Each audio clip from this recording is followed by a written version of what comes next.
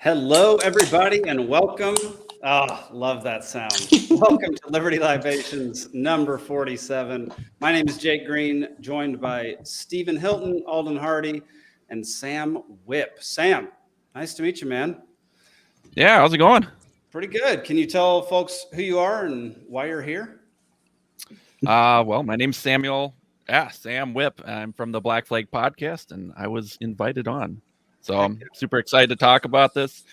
I knew nothing about it till I knew I was coming on, so I did some research, and it's wild. Yeah, it's wild, man. It's wild. I did so much research the past few days. It's, and Alden's been doing research since the day it happened. Alden was probably there. No. Is Zach really there now, though? There were multiple shooters, so. Yeah, it definitely. There we go. So. Yeah. I had a bunch of bookmarks in my web browser for this, and lo and behold, all the pages are gone. Yeah. Fed meddling. Wow. They already got to you. Yeah.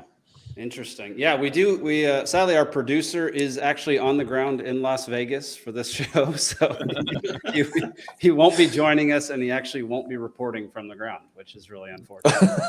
We're doing target practice, right? Yeah. For anybody who's interested, just to kick things off, anybody's interested in the Libertarian Party, any ideas that surround freedom and liberty and that sort of thing, go to lpgeorgia.com if you live in Georgia. If you don't, go to lp.org, learn all about what we believe in, what we think, all the things that we're doing to help spread liberty around the United States and around Georgia. Let's get into it, y'all. Today, we're talking about the 2017 Las Vegas shooting, which left 60 people dead, hundreds injured, and took place under some very suspicious circumstances and had some very interesting things happen afterwards. And before even, you're absolutely correct. Yeah, we'll have the suspicious sandwich here that we'll talk about. Gosh, I love a good suspicious sandwich. That's a hard thing to say, actually, though. I kind of wanted to just give the official narrative of what happened. So this is the Wikipedia page. I thought it was about the most official narrative-y kind of thing that we could look at.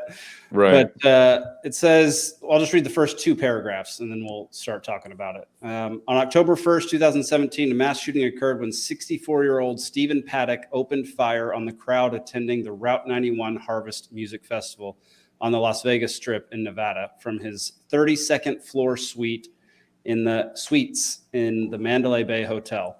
He fired more than 1,000 bullets, which that's lowballing it, killing 60 people and wounding at least 413. The ensuing panic brought the total number of injured to approximately 867. About an hour later, he was found dead in his room from a self-inflicted gunshot wound. The motive for the shooting is officially undetermined.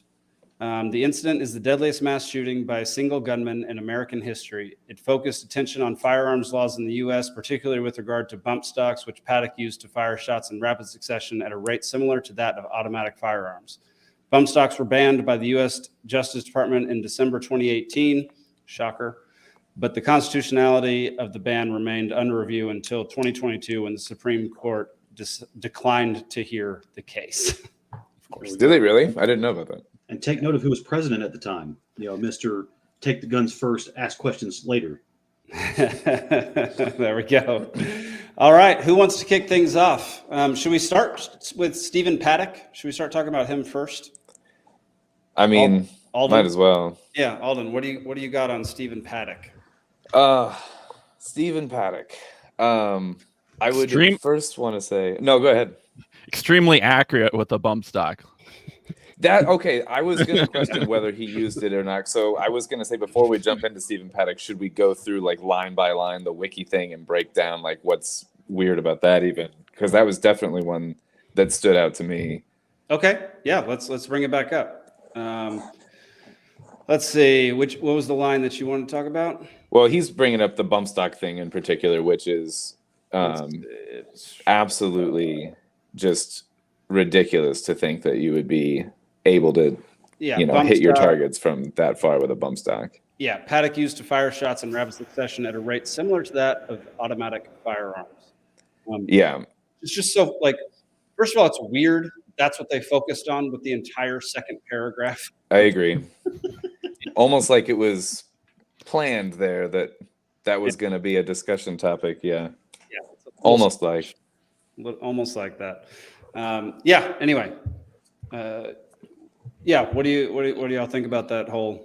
And the other thing here that, like, do you remember when CNN officially early on was like in the day after was talking about how he so it says on Wiki, self-inflicted gunshot wound to the head. He offed himself in the room, kind of thing. CNN originally said he charged the door and shot at one of the officers, and they took him down, kind of thing. He like was at the door ready to take on the SWAT team as he came in the door, and he wrestled through him and got into the hallway. This is all CNN saying this. Yeah. But now you can't, find that, and CNN isn't saying that anymore because the official narrative is now switched to he shot himself before they got in. Right. But that was a thing. To be fair, CNN yesterday also reported that Israel bombed a hospital in Palestine that didn't actually happen. So, Yeah, it was the no, that's I'm not surprised about that either. Yeah, that's a funny story as well. Yeah, and CNN was also pushing the Jussie Smollett story, not far off from this Vegas shooting. So it's Did any of you see like the photos of him supposedly shooting himself? Like there's, I think, injuries to his head, and then there's one on his chest. Yeah, one on his chest as well. There's also a pool of blood that's fresh on an old pool of blood, basically on the ground. It looks weird. It's weird. It looks really weird. Wow. Yeah. So you shoot yourself in the chest and go, man, I'm still alive. Yeah. And like he was underneath his rifle. I bet his pistol was on the couch. Sure. He was getting all perfect headshots except for himself that he decided to shoot himself in the chest. Oh my God. That's both sad and funny. Which, I do have law enforcement in my family, and I have been told that there are some suicide cases. You see some people with the double tap to the head. Yeah. Mm-hmm. Sometimes that reflex causes you to pull the trigger a second time. So that is possible. In two different spots, though? Like, no. It's just right, it's a bam bam. I mean, you see you'll have two exit wounds. I believe that. I believe that because brain trauma causes your muscles to tense. So that would make sense if your finger would let go, or if it was like a short trigger pull. Mm-hmm. That could happen. If it's a long trigger pull, that ain't happening. Right. Yeah.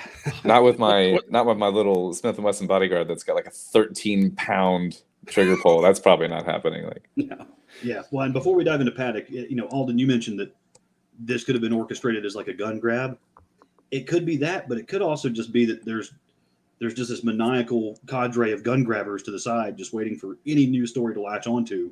We have a culture of that kind of just waiting in the wings anyway. Yeah. I think there was multiple reasons why this happened, and I think some of it is policy. I think some of it is money. I think some of it is, man, it gets weird when you get into the Saudi Arabia side. I think it was a botched assassination. Saudi Arabia. I didn't hear that. Yeah, that's what I was saying when you get into the Saudi side. We'll get there. Yeah, that's why I said teaser. Yeah. Sam, it looked like you were about to say something. Did you have something to input? No. Okay, cool. So this came out earlier this year. Here we go. FBI documents give new view into Las Vegas shooter's mindset. I can't wait. This is from the AP. I just want you to take a breath before you read this idiot. I haven't seen this one. The high-stakes gambler who carried out the deadliest mass shooting in modern American history was apparently very angry over how the casinos were treating him despite his high roller status, according to a fellow gambler. And I kid you not, that is the premise of this entire article. Wow. The only motivation that they can release and that they've found through these documents that the FBI released earlier this year was that he was upset over the casinos treating him poorly. That's it. That's what we're gonna. That's it. Wow. Okay. They have no motive. What are the three things to really go after somebody for a crime? It's motive, means, and opportunity. You have absolutely zero motive for this crime. So, like, why? I guess the biggest question for me is like, why was he there, and why is he the scapegoat if he is in fact a scapegoat? At one point, they tried to say something about him being like a Trump supporter because Trump, was good for the stock market or something about that, even though anyone that knew him was like, he's not even a political guy. And then I'm like, why would you go, shoot up a country concert if you're a Trump supporter? That doesn't make a whole lot of sense. Like that's so the motive thing has just been stretched so thin across this, and they've been rubber banding it with just kind of throwing noodles at the wall to see what'll stick, because there isn't one that we've seen, honestly. Not that I can tell. Yeah, no, I've not been able to tell anything, any type of motive that I could like think of. I've not seen any proof that he had any type of motive whatsoever to do this. And I should have brushed up on. There's so much to this. I couldn't brush up on all of it, but I remember seeing. I've got in my file somewhere like a report where he apparently said that like the FBI or the CIA or someone can like make him do things or something, like some MK Ultra type weird statement that he apparently made at one point. I need to look into this before I officially say this. So I'm going to see if I can even find this actually. I was it's actually super just weird. pulling that up as well. Awesome. If one of us can find it. He apparently told people around him he was a government experiment and would often lie in bed moaning and screaming in mental anguish. Okay. Yeah, that's weird. Holy mother of mercy. So in my opinion, that makes more sense if any of that is true. If it's not true, he's insane. Right. And if it is true, then that's all the motive you need. Is if you're an MK Ultra monkey, then you don't need a real motive. So Well, and They it's did weird. say They Go did ahead. say he went into like an insane asylum or something, but like everything is redacted, so it's like impossible to pull. It's just it's like a mess. Yeah. No, it's A lot is redacted. I mean, so and it much. is weird that since the Aurora shooting in particular, we've had 4 or 5 mass shootings where the guys were claiming to be under some kind of government mind control, including James Holmes. Yeah. And to steelman that argument, like it could legit just be crazy people who are paranoid. That's why I said and think that they are. Yeah. So like either way, that is an argument, and it's not the fun argument. No, but I tried It's an to argument. pad with that it's possible, but again though, with motive, if that's true, then what motive do you really need to find if someone is truly insane? Then Correct. To be fair though, like descriptions from his girlfriend did not make him sound insane. No. Descriptions from like fellow gamblers and like people who knew him, right, did not make him neighbors sound and whatever, crazy. and no. Well, he was a millionaire too, wasn't he? Yeah, I mean, he lost like 1.5 million to casinos over the Like, I need to lose some IQ points to get rich, I guess. Yeah. He apparently wired like $100,000 to his girlfriend before he died, and paid off all his debts conveniently and everything before he went to do this. And like a bunch of money was moving around, and he owned like, I don't know, 19 different guns, but then bought like 20 new ones or something for this or whatever. Like he was burning through money before this, so he had access to like a lot of funds. But is it true that like none of them had scopes, or just most half of didn't them have had scopes? half of them had scopes. Yeah, like 8 of the 15 that he used had scope, so I guess under half. And then, between no scope on half of them and bump stocks, and he's getting headshots. I mean, that's just crazy, man. Man, I've that anyone would believe. I watched a bunch of the footage from that documentary. We'll pull up the doc here in a bit so people can actually go watch it. 'Cause it's totally worth thoroughly watching. done. It's fantastic. I mean, I if agree. you can get past the first 4 minutes of her talking about herself and like what Sure, she's yeah. done and all of her ridiculous ideas. I kind of agree with that, yeah. But like once she gets into the meat and potatoes of it, it's totally worthwhile, yeah. 100%. But let's see. So the Wikipedia article said over 1,000 bullets. This one says 22,000 people. Never mind. I misread that. 1,000 bullets and 400 injuries. I guess it was 400. I guess that makes sense. Hit. But at that distance, I mean, those are Hall of 60 Fame killed. numbers. And Are they? Okay. Yeah, batting 1,000. That is very impressive. And it was an insane number of perfect headshots. At parallel to ground Parallel. trajectory on a lot of them. That doesn't make any sense. Or straight down. Unless the person's looking up. Like, that would I change hear you. things, I think. But most No, or yeah, maybe. Probably shooting those JFK bullets. The magic bouncing ones. the magic ones, yeah. Yeah. It's like the cartoon bullet that just ricochets around the room 30 times. Like, yeah. Yeah, because I hear you though with that. Like, the documentary does talk about that. Let me see if I can pull up, because they show the map. Here we go. Man, I found it. Wow, that was so fast. That was amazing. that was great, actually. Yeah. So they show this. This is the map of where everybody got hit. All of these were the people who died, and then these were where people got hit. And so the ones with the circles, I believe, were the ones that were the like perfect trajectory. The parallel trajectory. The parallel trajectory. Yeah. And again, this map is really hard to read. You got to watch this video in the context of the rest. I of the agree, video. honestly. Because they explain where everything is, and I only watched this once, so I can't, perfectly describe. But like, I know for a fact that there are portions of this map where, from his window, he could not see. Yeah. The people that he shot. There was like 6 bodies found that were behind the stage relative to his window. That there was no way that he's shooting through that. Can you or point to behind where the fence. Can you point to where he was at? on the map? Let me From see. this one, I don't know, honestly. I'm trying to remember. I had screenshotted a bunch of this stuff, and I'm like, I just got to rewatch this because I'm like, I don't know, like relative to everything. Like, Yeah, she goes over it in the video. I don't want Mhm. to like tread on her copyright stuff. right.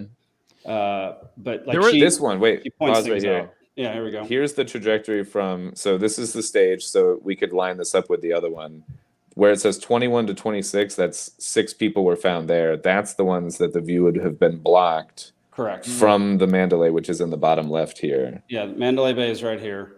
That's where his shots would have come from. Yeah. So if you were to overlay that, What's happening. it's the same. Yeah, it's like lined up the same way with the other one. And also, if you watch the video, like everyone is saying, there's multiple shooters. Oh, If you listen to the audio, even just from like one source, you can just completely tell that there's different guns being fired. Absolutely. And I mean, the day this happened, I went on YouTube when I got back from the bar. I was working that night, and we heard about it. And there was tons of footage. And this documentary has some of the footage that I was trying to find, and it's been scrubbed from the internet. Yeah. And she saved copies of it, like hard copies. And there's one where someone's like in a valet parking area, like under a hotel, and you hear like distant like automatic fire, and then you hear blop blop blop like right next to them, and it's like, that is not an echo. That is not the same source.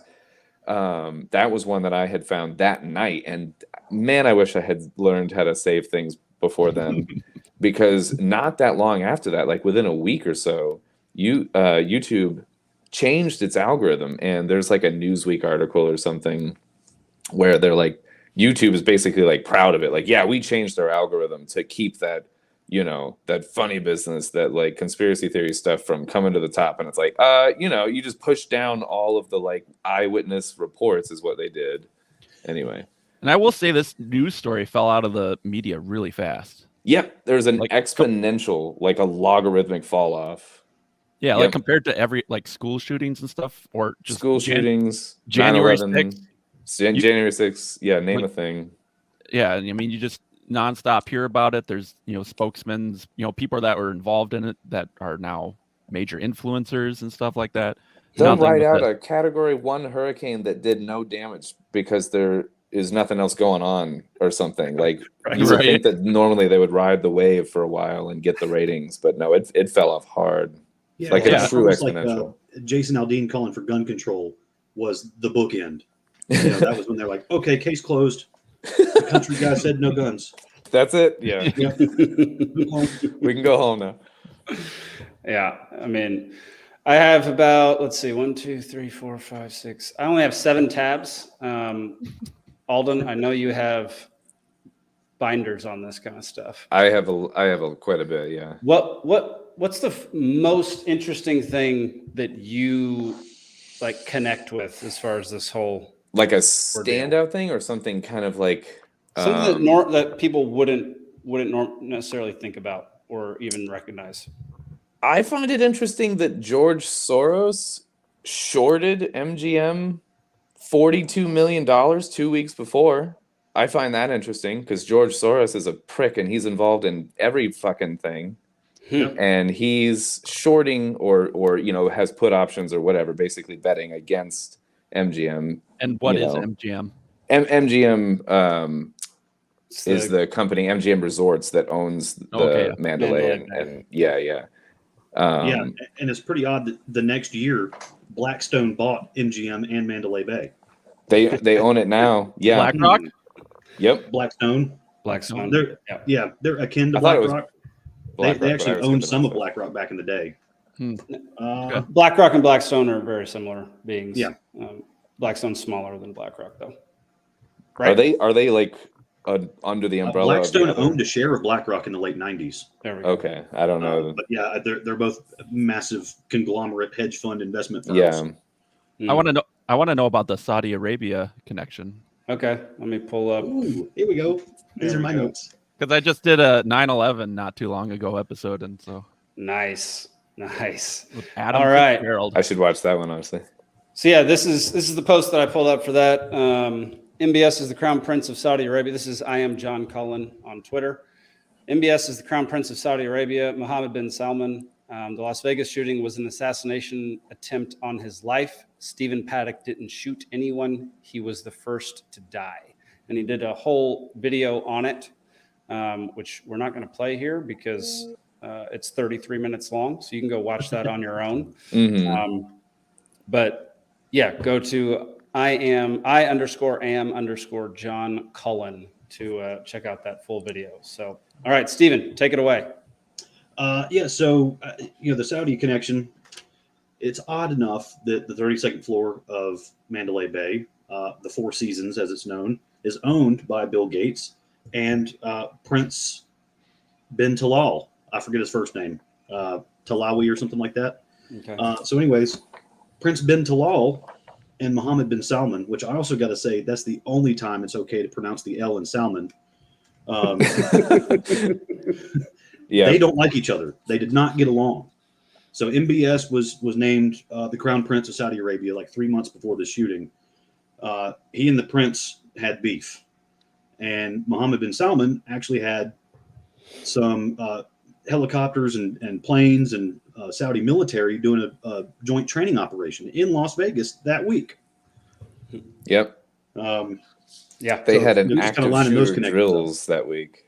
You can also, in this documentary, gosh, this documentary does a fantastic job. We're going to keep referencing it because it does so well.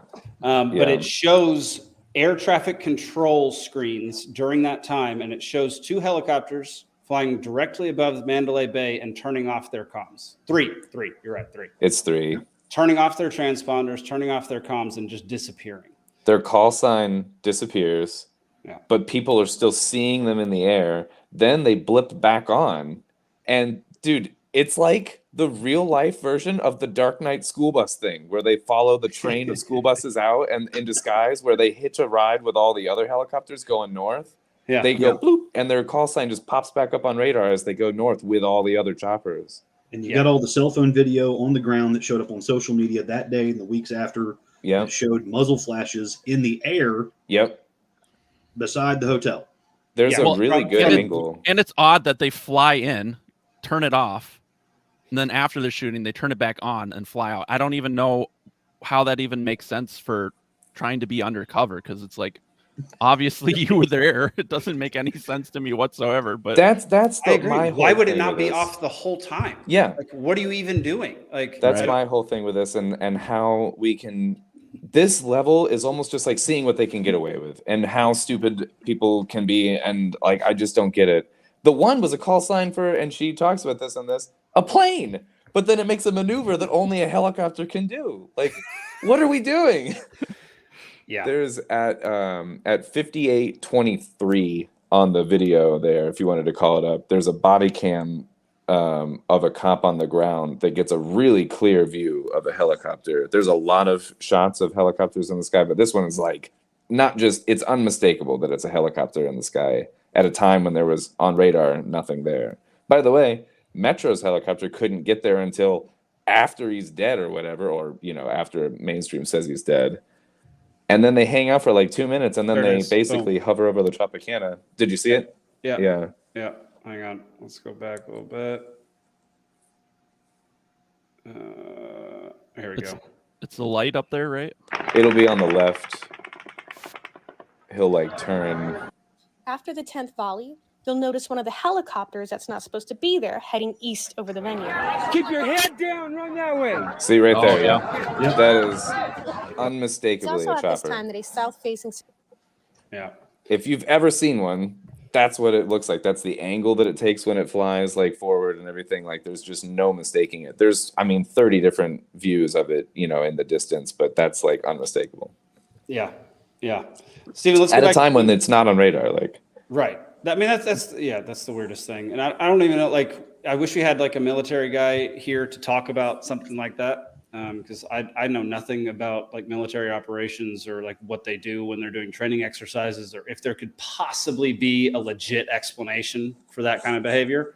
But it seems very suspicious. It's super suspect. There's a lot that goes on. Have you seen the whole thing when they talk about the Maverick like landing pad area, and then also the Sundance one, and then the 911 calls out of Sundance where there was like a hostage situation, and the cops and the media, they declined that all of this happened. There was hundreds of 911 calls around the city for other things this day, and they're like, no. The Luxor. Yeah. I mean, everything was just going ham all at once. Yeah. And then so you've got were all those paramedics. calls legitimate, or were they just trying to distract from what was I going think on? some of them were trying to distract. The ones that were like really like unemotional and deadpan, and they'd call in and be like, "Hey, there's 20 dead people at whatever at Bruxy's or something." Like I think some of them were trying to spread Metro thin. Actually, that's a fair point. But the ones that there was a shooting inside Mandalay Bay. There was a shooting at the Tropicana. on the Planet, fourth floor, Planet Hollywood. I'm pretty Yeah. sure Planet Hollywood as well. Bellagio, Tropicana. Yeah. There's a bunch of different ones. Yeah. I think there was, and this is shootings like in or at the front doors of these places. Yeah. And then some it's on body cams where cops will acknowledge and say shots fired at, one of these places, like, at Bellagio or whatever.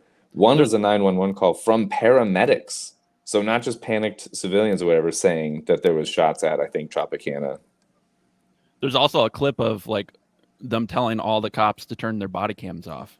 Multiple times. Yeah. Well, yeah, it's like turn your body cam off. Everyone, make sure your body cams are off. It's like, Yep. Yeah. That in and of itself is enough to be like, if we had no other evidence, That's just deeply that suspicious. would be Yeah. enough Right. to be That suspicious. should be enough to be incriminating. Yeah, exactly. That's crazy. Because that is the one thing that a cop should literally never do. That's what it's there for. That's Unless you're literally what a it's there journalist for. or something, No, you signed up for it. Screw that. Keep your body cam on. There we go. Well, you take a leak.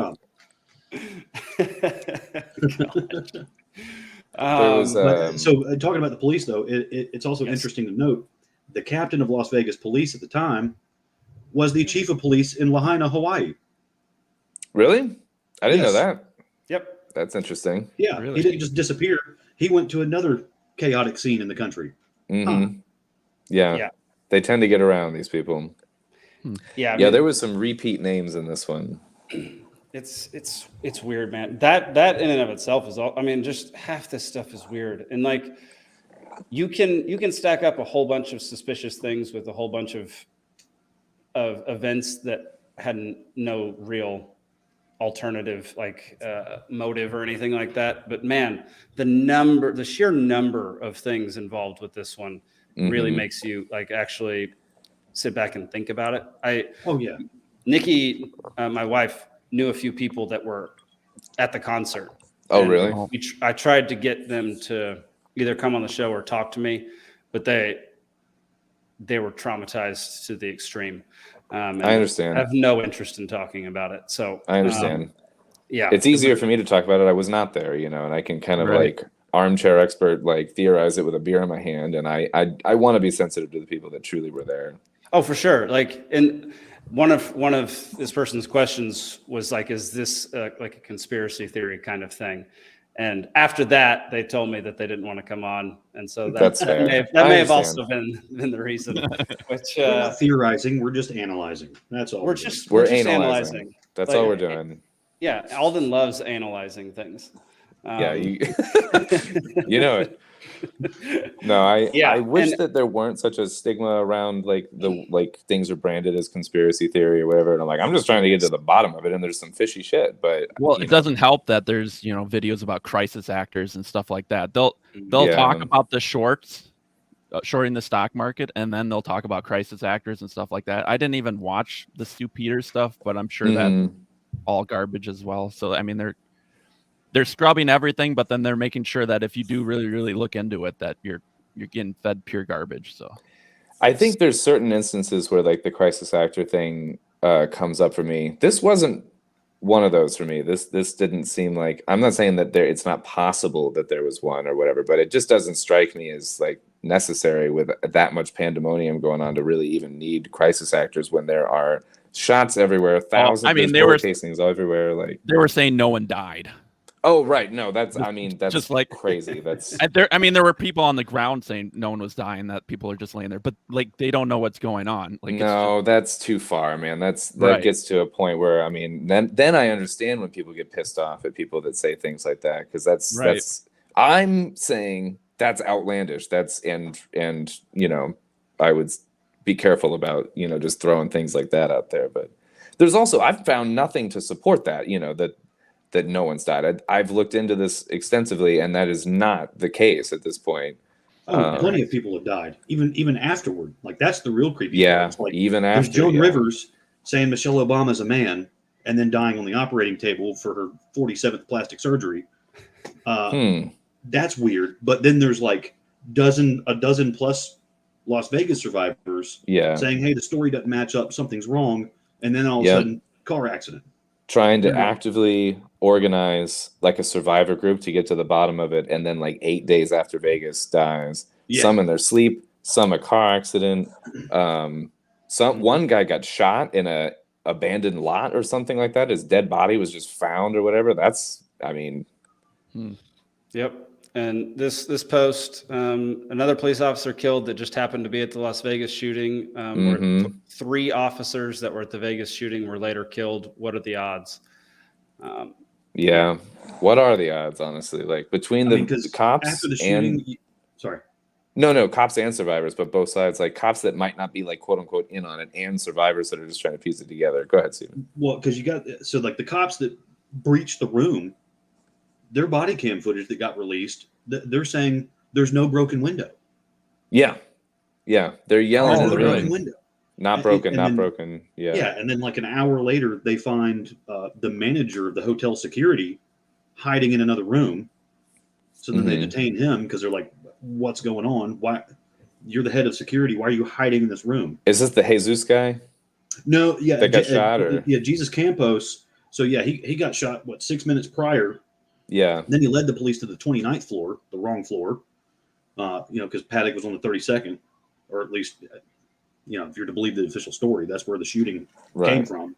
Paddock's body ended up on the 32nd. We'll say, yeah. Right. But then Campos leaves the country. Where his body was, where his body was, the window wasn't broken? Not originally. Okay. Yeah. Wow. When they went in, there was like supposedly 8 people that went in.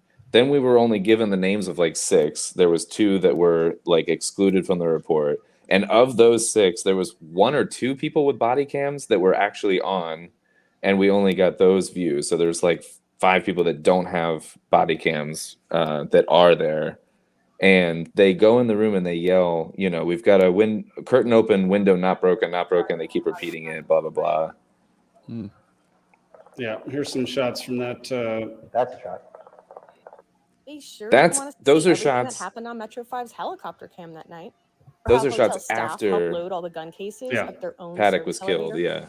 But they wanted us to know that he was dead and the case shut and closed by purposefully leaking out an immediate photo of a fresh blood stain on top. There's the blood stain thing, which is just another detail, maybe, but yeah. Yeah. I mean, that's always an interesting one. You just don't know what it actually looks like. You know, you're not there. So like, it's the conglomeration of all these things that. So knowing that, was there a shooter from the building? I honestly Top of a really drywall? wonder. Huh? Well, there's videos that got How shown did they get later underneath? showing muzzle flashes from two windows that were Supposedly used not the as room Yeah. Paddock was in. Yeah, like one above and one No, below. so far behind his head. Oh, It there's was like the it was like There's either the side bullet- of it. Okay. there's the bullet wound in his chest. There's no Yeah, yeah. you saw the red spot on his chest there. Yeah. Yeah. Yeah, and then the coroner clocks his time of death at noon the next day. Yeah, noon. Yeah. That might just be standard procedure for like if they don't know the actual time, they just assign it to Well, noon. and they had to sue Later to on, get they that s- report. Yeah, and they said they had it within a 3-minute time span in one of the reports of Yeah. when he actually died. Well, Yeah. they had to sue to get the coroner's report, didn't they? Yeah. Yeah. And there was a call from the guy that I think he was on the 21st floor, but his room was directly below the window that got And shot he out or reported the whatever. explosion and glass Yep. falling. Yeah, Yes, but it's like 11:30 at night or it something. was an hour after, Yeah, an hour and And 15 he- minutes after. after he was like dead or whatever, and he heard an explosion and heard the sound of glass tinkling down his window, and he called about it. So there's essentially that. There's also a report that there was one window out at one point in the night, and then by morning, two windows out. And any footage of that has been just, there's only footage now existing of two windows. So it's, at this point, it's hearsay, but it's anecdotally, it's out there that multiple people are saying that the initial footage of the window in the evening was just one out, and then by morning there's a second one. Yeah, and his laptop had no hard drive in it when they recovered it. Oh, but I think it was also like CNN that was like, Paddock removed it, and I'm like, what? Where'd he put it then? If I he's in the always walk room- around with a computer with no hard drive because they're Yeah, so yeah. useful. I always just bring that for frisbee practice, like every time I go gambling. And there was a single shot in the hotel room before any of this started, too. Yep. Yeah, there was, I think, two different like single shots at like different points in the day, and both were called in about. And one was before the shooting happened, and one was like after the shooting happened, but before the window was blown out or something like that or whatever. At least I think, but at least one what happened. What time was the one that you're talking about, Sam? I just remember it being before the shooting. It was before. I think it was like So my guess 4:30 was- p.m. or something like that. Or My guess was those women he was with just offed him, and then like they were like handlers or something, or yeah, and he Yeah. was just their patsies. They probably drugged him like crazy and stuff, and probably. That's why they probably won't release his autopsy report. He's probably got full of LSD or some shit. I don't know. right. Yeah. There you go. Or There what's was- that? What's that zombie drug? Scopolamine. The How long one does that that's stay in like, your system? Yes. yeah, exactly. See, it's Yeah. always fishy when they won't release the autopsy report. There was a report, someone thought they saw him in the gambling level with like 2 or 3 like Hispanic women. And then there's, officially he's checked in with like 3 other women, but that wasn't included in any public report. And then there's the woman that was interviewed when the shots were happened, or after the shots happened, like on the scene, and she was saying there was a Hispanic woman in this case again, that pushed her way to the front of the stage and told people at the front of the stage, "You're gonna die tonight." This was 45 minutes before the shooting started. And so there's like all these like weird little, like, I can't quite prove it with any one of these things, but there's so much fishy shit that like just doesn't add up to me, or does in the way that we're, not supposed to know, but. Right. Right. Well, that's what they always say with like conspiracies is, well, how would they have everyone in on it? Like someone would talk. And it's like, well, they do. Well, Yeah. but they And made that's the cops that's sign NDAs, And yeah, that too. And like, and that's then the they perfect- die. Sorry, it's go like- ahead. Anytime someone talks and comes forward, it's like that you just brush them off as conspiracy or you don't listen to them. It's like, And the yeah, ones there that- always is someone that talks. Yeah. Yeah. And like, let's not forget how many people died after the fact already with just this one Do thing. we know a number, Stephen, Alden? Do either of y'all have a number of how many people who were involved in the incident? It died keeps tonight? growing. That cop one that you just showed me was from 2023. Yeah, it was this. So It was who knows? I well don't over know. a dozen. I quit. I had to like quit following it when it got up to like, I think it was 15 Oh, I think it really? was like 8 years ago when I was doing this originally of just the survivors or something. Couldn't have been 8 years. It happened in 2017. No. 8 people years ago. Oh, got it. Yeah. 8 years ago. Yeah. Yeah, well, I mean, once it got to double digits, I just got sick. I was like, oh my God, I can't keep following this. So then here's Speaking of prior, go ahead. Well, then here's the question. I'm trying to play devil's advocate as much as possible. No, go ahead. Yeah, we So don't have maybe Zane we here, so. don't get banned off YouTube. You know. All right, yeah. There were 22,000 people at the concert. The idea of, let's just say it's 15 now that have died who were talking about it or just somehow involved in it. Okay, so the statistical likelihood of that. The statistical likelihood of 15 to 20 people dying in 6 years is pretty 5 of them were like within a 2-week window. Yeah, I was going to say That's more suspicious. there was double digits within 6 months, and it was Yeah. anomalous deaths. It wasn't like, No, a few of them were within 8 days or something. Like it wasn't like they died snowboarding or something crazy like that. It was like they were doing social media posts about you're not being told the truth. We're going to find out the truth. We're going to get the truth out there, and then car accident. So the one, what's his name? Let me see if I can pull it up here. Yeah, Alden, pull it up, buddy. The one that died that was shot in like an empty lot. He posted on Twitter the day after. So he survived, and he was saying that he was being chased down by 2 men with guns and that he was lucky to be alive. Okay. Then he dies in a parking lot. Then post-mortem, Twitter bans his account so that no one can see his post from the event, which is in real bad taste when this guy just died. Right. Real bad taste is an understatement. Contreras. Yeah, seriously. Well, I just looked it up too for just reference. It's 13 deaths per 100,000 officers is the average. Okay, that's just officers. Yeah, that's just officers. So it's like I feel like they would have a higher mortality rate than everyday civilians.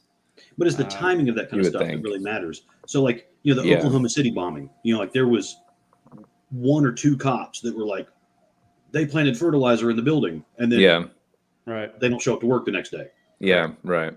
Yeah, that's another suspicious one too. Yeah, I don't know as much. We got to stop broadcasting this on YouTube. Oh man, I know more about the people that went missing after like talking about Building 7 and 9/11 and things like that. But we're we'll getting save there that in December. Okay. Yeah, we'll save That's going to be our big in-person episode. That's going to be like 8 hours long. It's going to be fantastic. So we'll get to that. Let's watch a video. I don't remember which one this is. I watched so much stuff today. So let's just watch it and see what it's about. In real time, we'll figure it out. Concern is growing this morning over an outbreak of a new SARS-like virus in China. At least 6 people have died from the Wuhan coronavirus. The Wuhan coronavirus. The 34-year-old ophthalmologist. Wuhan. Well, isn't just a coronavirus. Told nearly. All right. That is not what I thought it was. I was going to say, does this. Does now this, we're like, definitely circle? banned. Yeah. Okay. I can make a couple of links to COVID with this if you want, but do it. No, not yet. Let's save that. Okay. Let's save it for a little bit later in the show.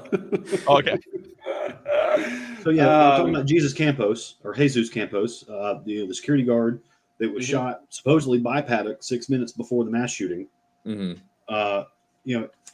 So he checks into the hospital, then he leaves the country. Yeah, for 5 days in Mexico. Totally silent. And then he comes back, and his first interview is not with the FBI. It's not with the local police. First and only interview. It's with Ellen DeGeneres. Yeah. And guess who owns her show? MGM. Yep.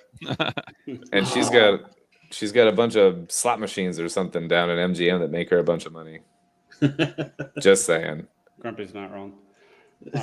10 more years? Yeah, honestly, you're probably right. Yeah. That's the third rail of YouTube now. Are they still banning COVID stuff on YouTube? Probably, man. Yeah. It depends on which side of it you're talking about. So if you're talking about vaccines, then yeah.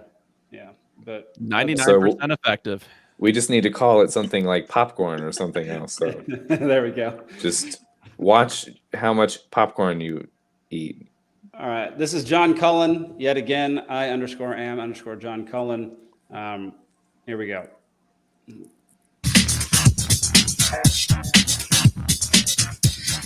Ooh, loud. And then helicopters started coming around the hotel, and they shone their lights right on, like right where I was sitting, right on me, and they blinded me with their beams.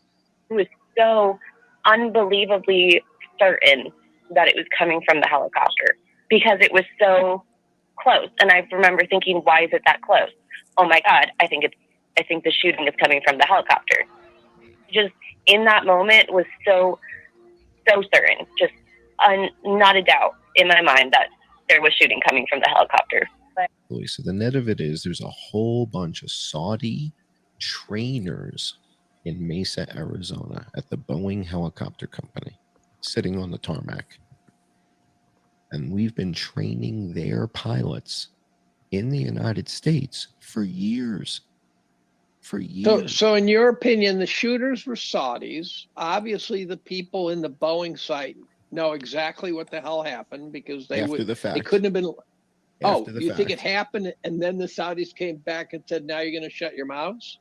No, I think what happened is you've got a bunch of Saudi pilots, right? You've got Saudi pilots that are training at Boeing and McDonnell Douglas Aircraft, which is across the street. McDonnell Douglas Helicopter was across the street. It since has been acquired by Boeing. And they're training in AH-6Is, they're training in Blackhawks, and they're training in Apaches. There was another interview where a guy said that he would hear shots around him. They were over back by like the back gate or something. And then he saw a black helicopter with black curtains and all that or whatever go around back behind the Mandalay. And then when it circled back, the shots would start again. And there was that pattern. And he was talking about the circular motion of this and like when the shots would start and then stop and start and stop or whatever. I didn't know if that was going to be in there or not, but. And I remember listening to one show that had, he was, I don't know if he was a Navy SEAL, but one of our military celebrities, Craig Sawman Sawyer. He was, I think he was involved in the Bin Laden raid or something like that. But he was real instrumental in rounding up pedos and stuff. He was one of those that supposedly when Trump got in there, brought this little task force in and said, go get them. But anyway, he was doing a tour of shows and he was like, listen, they call me Sawman. He's like, that's an MH240. I know what they're shooting. Yeah. People that know. This is a country concert, man. Like people know what guns sound like and what helicopters look like. And like, yeah. Seriously. I'm sort of joking, but like sort of not. Like these people. No, but he was saying that was, a lot of the, from the video, from the police cams, from, the crowdsourced, cell phone footage going on social media. He was like, that is a belt-fed, fully automatic weapon. Yeah. He's like, that is nothing a civilian can just go by. It's not a bump fire. Even just listening to it, the fire rate is crazy fast. Yeah. I thought that I was on like 1.5 or 2x speed when I was listening to it a couple of times. I'm like, oh no, that's just the flat rate speed. It's like, like it's a full on like howitzer speed. It's crazy. Yeah. It's not bump fire, man. And it's too consistent because bump fire jams up and it's so stupid. Honestly, bump fire is dumb. But and I said the wrong combination of letters and numbers. It's M249. Sorry. I don't know. Not forgiven. You gotta get it. Yeah. You're fired. You're fired. There we go. Fed. Oh, nice. There we go. Did you get to this point? And she talks about this in her documentary as well, that the cops guarded the parking lot and the like festival grounds for months. And then in December, it was repaved, the whole thing. So you can't go through and look at bullet trajectory marks and everything. That gets us banned right there. Well, yeah. Yeah. I mean, it's the same kind of thing that in 9/11 when they were like, get that steel out of here, send it to China in like a week or whatever. Like it's the same thing. You're covering a crime scene. Or in Waco when they just lost the door and got rid of it and stuff like that. Yeah. It's dispose of this evidence, please. Like, well, and it's funny you mentioned that because a judge actually ordered the Mandalay Bay to quit destroying evidence. Yeah. Well, why did they have to do that? Yeah. Because that was one of those. I mean, like Dan Bongino was flipping out about that. He was going on all the shows, all over TV, and he was like, "Hey, man, something ain't right here." Yeah, they got one He's like, good judge. My time in the Secret Service tells me they're in on it. Yeah.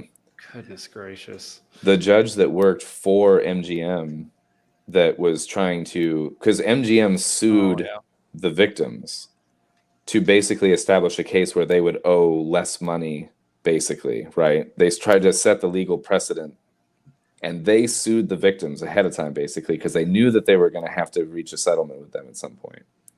The judge, rather, on the side of MGM was, what's her name, Tagliati or whatever, who was, hold on, let me make sure I get this right. Yeah, Jennifer Tagliati, okay, is the judge in the MGM settlement case, is the daughter of the vice president of security and surveillance of MGM Resorts, George Tagliati. Get the fuck out of here with that shit. Like, if that's not a conflict of interest, I don't know what is anymore. Like, repeat that one more time. Repeat her relationship. The judge, Jennifer Tagliati. That did what? Presided over what? Presided over the MGM lawsuit where they were suing the victims of the shooting, okay, to establish basically a precedent to pay out less to them in settlements, was the daughter of the vice president of security and surveillance of MGM Resorts at the time. And I'll repeat, get the fuck out of here.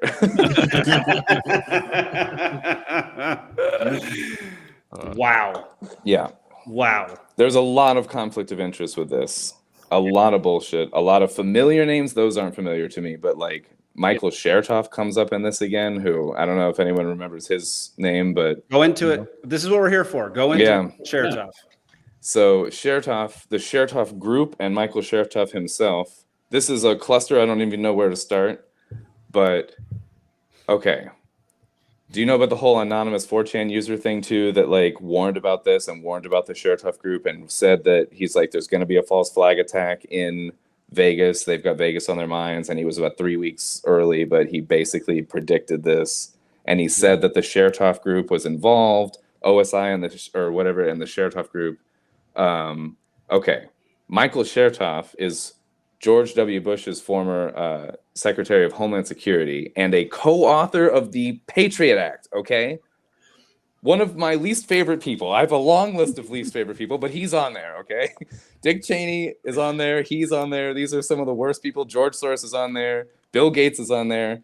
And not Dick Cheney, but all of those other people are involved in Dick this Cheney as well. is a Sith Lord. If you can live with your heart outside of your body. If you can still call it alive, he's still alive. Like, it's crazy. But anyway, yeah, Chertoff is involved in this where his group benefits. So his group, one of the problems, one of the conflict of interest, both here and in 9/11, is that these types of things raise fear and they get people feeling that their security is not enough. His company just so happens to sell body scanners and metal detectors and all kinds of shit like that or whatever. So obviously, when the TSA kind of whole thing stepped in and they had to do all of that with the airports, he made billions of dollars or whatever. And in this, he stood 4 days after the shooting, and casinos were already putting in metal detectors and body scanners and things. Like, I'm so glad you brought that up, because that was one of the stories I had bookmarked, and I go to the page and it's taken down. Good. Well, it's in here somewhere. Yeah, we'll get there. Yeah, we got to Let's get this show banned. I'm just trying to just lightning round ban us, man. Yeah. All right, so I've got more of the documentary to watch. Here we go. This is the body cam section. Anyway, we are limited in knowing what actually happened from here on out, as officers were constantly told throughout the night to turn their body cameras off for reasons I'd like to know. Yeah, my camera's on. My camera's on too. Yeah, turn them off. I'll turn them off. Yeah, my camera's on too. That's what I like to hear. Yeah. Well, why the hell do they have an off switch? SWAT took down the shooter. Right. With CNN even going as far as to claim that Paddock tried to fight his way through officers and even shot one of them before they were forced to kill him because journalism. Perhaps he had taken his own life at the very moment the SWAT team was making entry into his room on the 32nd floor. Now they've clarified that point. They say that as the SWAT officers actually broke it, the gunman charged them, made it through the door, struggled with the officers, and was able to get off at least one shot, wounding one SWAT officer in the leg. And they wonder why we call them fake news. He was apparently suicided. Everyone except the canine Oh, officer here's the leaves their breach. body cameras off, and the LVPD had to be sued to even release that in full. Let's see why. Is this where the smoke detector goes off? Yeah. Wait, now the fire alarm goes off, but not when 1,000 rounds were getting shot off in the room? Weird. But okay, let's see if there's anything else weird going on. Yeah.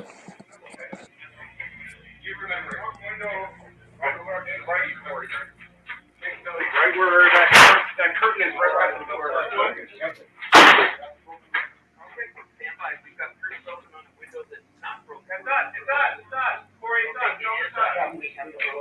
Insane. The guy that Corey that entire he just team said. right there is going, what's going on right now? Well, just to steel man this, those bump stocks can go through windows without shattering them. with no scope, perfect headshots. Yeah, absolutely. Yeah. 1,000 rounds. Yeah, totally. Yeah. The Corey guy that he named was like, Corey, it's not broken or whatever. Like, that guy wasn't even listed as one of the members of the team that breached. So his name is named. There's 2 people that are named there that are known to be there, that they're not officially listed by the LVPD or whatever to have been there. Was he suicided? I have no idea. I've not followed up on that, but I don't do think we know so their last specifically. names, Alden?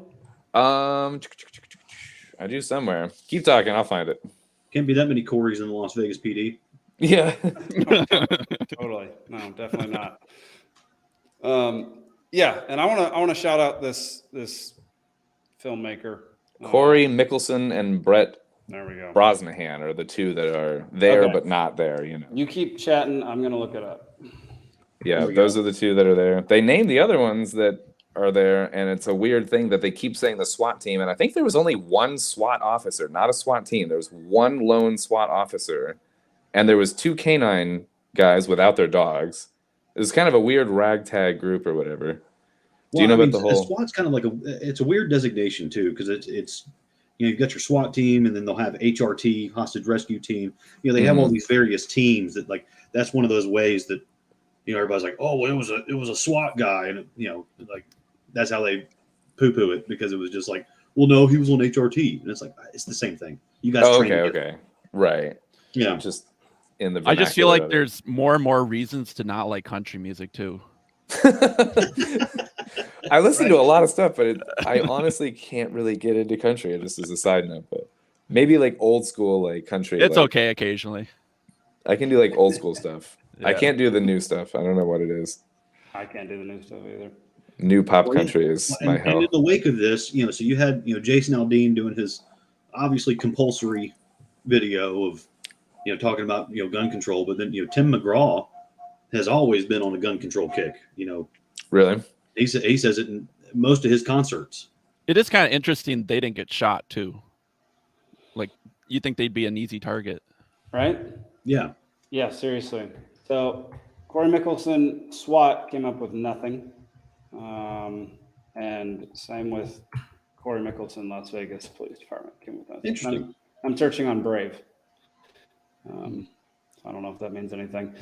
But yeah, I mean, I'd have to do a lot more research, and it would take a lot longer than just this. So I don't know. Yeah. Well, and then earlier when I said it was Paddock that was in the Four Seasons, it was actually the 37th floor is the Four Seasons. I'm looking at my notes now. The 37th floor is the Four Seasons. That's the part that was owned by Bill Gates and the Saudi prince. I know that he actually had one of the windows broken. So yeah, I mean, it was above and below, but it was also like on either side of Paddock's room. Yeah, it was like a few floors above and a few floors below where the muzzle flashes were coming from. Okay, yeah. I know Bill Gates is partial owner. I don't know what floor, what room, or how they divide up the ownership with that kind of thing. I mean, but I'm really focused on Prince bin Talal.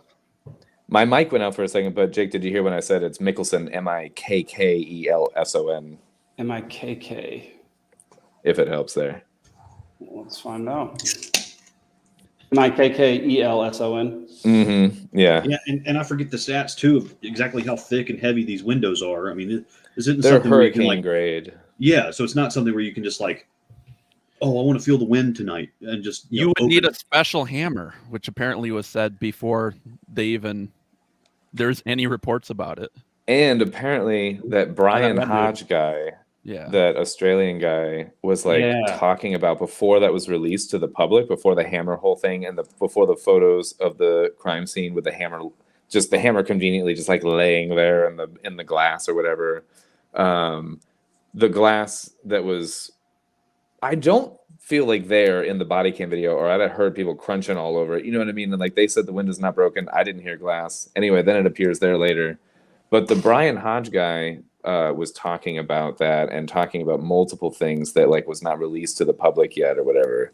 And then he goes back to Australia and then basically talks up a big America should get rid of guns game or whatever. Side of the festival grounds, which is behind a long privacy wall. They were not sure how to blow in, but intentionally in those early interviews mentioned very specific details about the shooting that weren't known to the public at the time. He knew a special hammer was used to break the hurricane-proof window in the room. So there wasn't hammer. No That's a 2-pound sledge. He actually came. Yeah. He checked in the hotel on Thursday. I was going to say the same. Came with a specific hammer that's designed to break that glass. It can't be that specific. I've got one. I have one literally in my garage.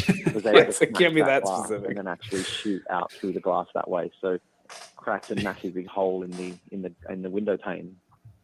And much like the FBI and LVPD would falsely push, he also claimed Paddock checked in a Mandalay Bay on Thursday the 28th, which is interesting because, number one, he supposedly just checked in himself the night before, so it's not like he could have ran into Paddock those days earlier by accident.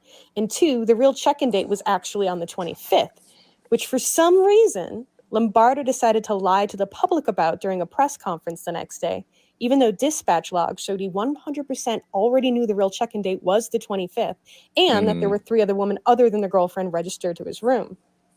Hodge also assumed the security guard that walked down the hall was shot and killed, which, given the amount of bullets that came through the door, was shocking he wasn't. Hodge also manipulated the GPS on his phone that day to hide his whereabouts both before and after the shooting. He lied about hiding in the bushes as officers clearing the area never saw anyone in them. And he also posted what many have dubbed a trophy photo of him at the crime scene. Listen to this interview he gives to the Australian press less than 24 hours after the incident, where he's so enveloped in pushing the narrative that things, aka gun rights, need to change in America, that he prematurely reveals knowing almost exactly how many guns were in the room, even though news stations at the time were reporting less. Time to reflect on it, but one thing that's really kind of come out of this, I think it needs to change. I think they really need to think about it, and I realize that it's not safe. The security here is not great. I've always loved that Vegas is very free. You come here, people have a good time. But last night it really kind of hit me that I was like, I don't think that's the right way going forward. I don't think... free is not the right way. Walk in with 20 machine guns and not get noticed and have scopes in your room set up for 3 days. There were 24 guns found between the 2 rooms, 22 semi-automatic rifles, if you minus the bolt action on them. Yeah. So we all know what happened in Australia with their whole banning of guns and all that crap. Yeah. Oh yeah, absolutely. And then we saw. I will say that to any immigrant that comes here, anyone that wants to visit here from another country, if our lackadaisical gun laws scare you, you know where the plane is because you used it to get here. Yeah. It's interesting too that Australia was one of the more fiercely policed during the whole popcorn lockdown, and then after in the wake of full on red butter. I mean, it was It was funny. I remember even like Dave Smith talking about them, like how they had such strict gun control, and they're like, he's like, normally that leads to like severe totalitarianism. Like somehow they're not there yet, but they probably will be. And it's just weird. A little bit while later, it's like, holy crap, they're went full North Korea and stuff. I mean, it was wild. Yeah, it's a trend, man. Bizarre. Yeah, it is. It's a weird thing. The historical trend of like disarmament and then totalitarianism is like in lockstep, and I don't want to do that. Yeah, let's keep it on track here. Totalitarianism, that's a different topic. Well, in the indirect sense, I think that this is a puzzle piece in that, but we are in the weeds of this today. But I I will say it's related in the sense that just to kind of not necessarily connect the dots, but just lay them out there. We have a known royal Saudi power struggle betwixt a guy who has his army in that town and his cousin who owns half the building. So you have that going on, and now you have the theory, and this is the theory. This is I don't know how to prove this at all, that Paddock was a gun runner. The guy's not a Mensa level genius, from what I understand. I mean, he was a nice guy, but no one was like, "Oh yeah, he was a whiz." He was an absolute Rain Man. He could card count, hands down. No one said that about the guy. So the media painted him as like making a good living off of online poker like they went out of their way to do this for some reason, which was kind of interesting. I've got friends that pay their rent with DraftKings. Like they got laid off years ago. They took their last $1,000 and put it in DraftKings, and they make a decent living. Maybe I should start doing that. It's really hard to do. Baseball, all of it. He was a millionaire, but he was $28,000 in debt, so it's like pennies. Like I know a guy who makes $300,000, and he's probably that much in debt. Oh, absolutely. So it's like that's nothing. And that's a normal thing for wealthy people. Way less than that. She's millions in debt. Oh goodness. But here's another. So you get that the thought that maybe he was a gun runner for Mohammed bin Salman. Now, or a U.S. intelligence MK Ultra puppet. We don't know. There you go. But we do know that there are American civilians that have been involved in gun running over in the Middle East. I think one of the most famous in our time was Tosh Plumlee. He was a guy. He did the big tours. He was all over Fox News and all that kind of stuff. And he was like, "Yeah, we ran guns to Benghazi." It's like that's what we did. I'd go meet the guys down in Mexico. We'd load up. We'd fly it over there. No big deal. Yeah, exactly. And he gave dates, times, flight logs. It's like I had a flat rate. There was a flat rate the CIA paid me as a civilian contractor. And as long as they paid me that rate, I didn't care who I was working for. I'd fly a plane. I'd drop off a package, and I'd leave. Now I knew I'd bring when I got opium to the back. receiving end, these guys mean they're up to no good. I don't know what I just gave to them. None of my business. Yeah, and he didn't start blowing the whistle until Benghazi happened, and he was like, "Oh, I was probably part of that." So you've got the Saudi side of it is one thing, and then you've got the kind of the weird interlocking with Bill Gates in the ownership of the building, which is one thing. Bill Gates, fantastically well known for his position on a lot of things, including like COVID type stuff or whatever. Have we talked yet about the governor, Ciesieslki or whatever? No. Okay, so I think he used to be like the commissioner or something, but now he's the governor. And he put Jim Murren or whatever his name is in charge of the Las Vegas or the Nevada Coronavirus Task Force or whatever. So he basically uses kind of like the Mayor Giuliani thing with like 9/11. He like uses this whole thing to become governor. Then he puts in power Jim Murren in charge of the task force or whatever. And Jim Murren was the CEO of the MGM fucking resorts. So it's a fucking circle jerk. The whole thing is a circle jerk. Everyone just is jerking off the person on their right. It's insane. So I'm left-handed. That's bad news. That's bad news for the guy on your left. That's fine.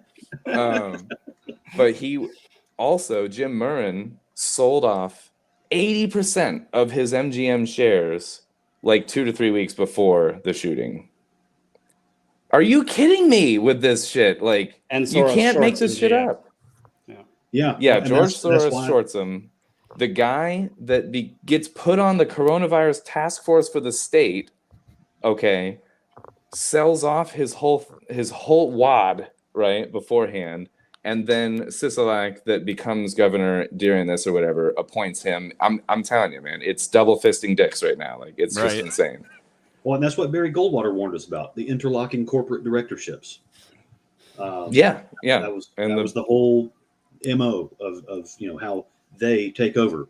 Yeah, and then swinging door between the private and public sector, too. Yep. It's Revolving insane. door. Swinging door, revolving door. Closet door.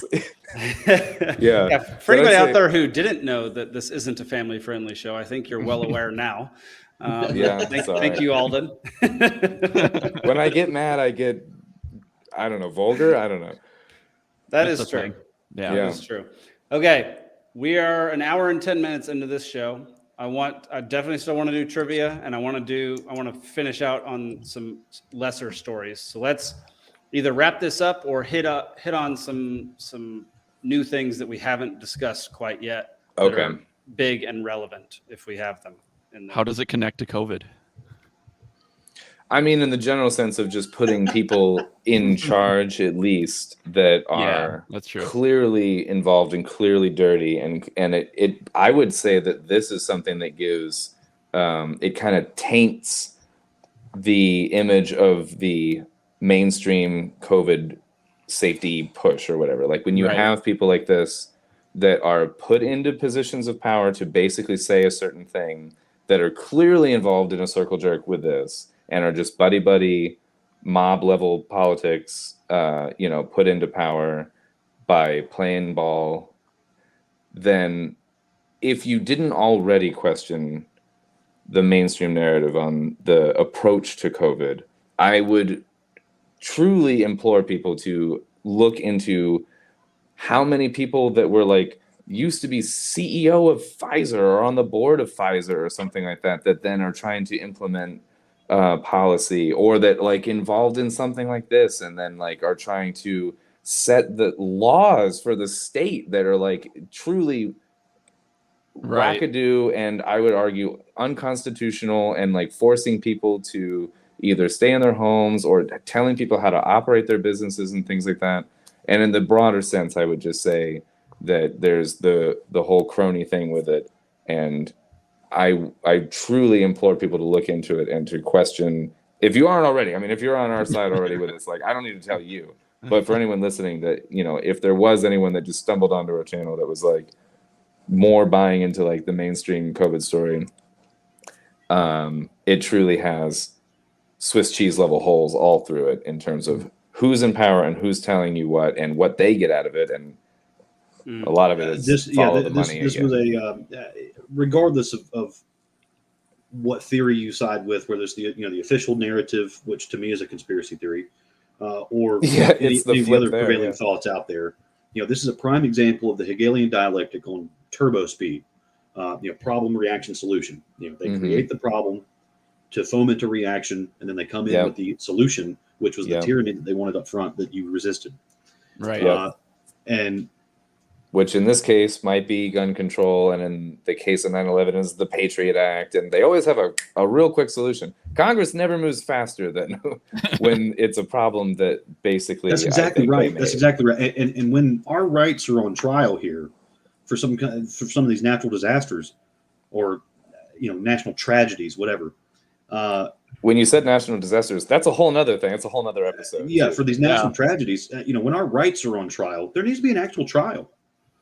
There needs to be a presentation of forensic evidence of letting the people know this is why we want to take your rights away, and this is why it needs to happen. But when they do it in the name of dead people, you're just an asshole for asking questions, because look at the dead person. Yeah, you're not allowed to. You hide behind the meat shield of fallen soldiers or whatever, and like it's the wrapped in the flag thing, and you're just like you're now branded a terrorist for wanting to find the truth of something, and you're insensitive, even though we all know there's something fishy going on. Another thing about Ciesieslki, he was in a car accident, and he was filmed at the scene, and he was clearly, heavily intoxicated, and he was let walk out of the scene, and his fucking handlers went back into his car and pulled out a bunch of questionable items and everything. So what I'm saying basically is there are certain people that are put in positions of power. They're fucking puppets. They're the people that are willing to play ball. It's all theater. Most politicians that are put into positions of power of any, real notoriety at any real high level. I'm not saying like your local, like, councilman or whatever, like, but, people that are like governor and president. Right? That, I'm sure that's probably too. Yeah. That's what they're doing. They're trying to, implant the next generation. And they realize that, the framework of the country is still has enough integrity that you can do stuff on a state level, but until you really get into that little town and puncture that council, you're not going to. There's ways to infiltrate it. Yeah, you're going to have these resistant pockets that are going to really frustrate your agenda. Yeah, that's true. But my big thing with this and like with the Las Vegas shooting is like how the system works, and it's the same. The Las Vegas shooting is not. I'm not just saying the same as other shootings. I'm saying it's the same as other events. I'm saying it's the same as COVID. I'm saying it's the same as 9/11. I'm saying it's the same as wars. I'm saying this is what we're basically been given. Like, here, eat your cookie, eat your news cookie. This is what's going on, and there's all this other shit that's going on. And there's hundreds, 800 plus 911 calls over the city about different things and, dead people and shots fired and everything else. And there's one shooter. Yeah. That's the story. And I'm like, what are we talking about? One shooter with this? Like, right. And then people that are like, oh, we were running from multiple shooters down on the street over by the Flamingo or the Tropicana. They're dead now. They're fucking dead now. Like, what are we doing? And if we're going to explore the Saudi angle again, just going to harken back to when Trump took office, one of his first acts as president was to go over to Saudi Arabia and touch that little ball thing. The largest arms deal in human history. Oh, yeah, the right. Saudi government. Yeah. With the stated purpose that Mohammed bin Salman was going to be crowned Saudi king. Mm-hmm. And they're all, you might have seen the photo, they're all hovering around the Palantir one night. Yeah. Is that what it's called? They're all putting their hands on the glowing orb. It's the glowing ball thing, yeah. What the hell was going on with that? What in the pagan ritual was that? That's what I was going to say. It looks like a ritual. Yeah, and then the next thing he's at the in Israel touching the other wall and stuff like that. So it's like, He's just going and touching a bunch of sacred things, Yeah. And then he gets grubby hands on it. Next to the church with his Bible, Yeah. Are we sure this isn't how COVID spread? Just him going and touching a whole bunch of different things. Oh yeah, great. What's your favorite Bible verse? All of them. It's all of them. So, if it was a power struggle, that was this was all armed and funded by us. Right. Yeah.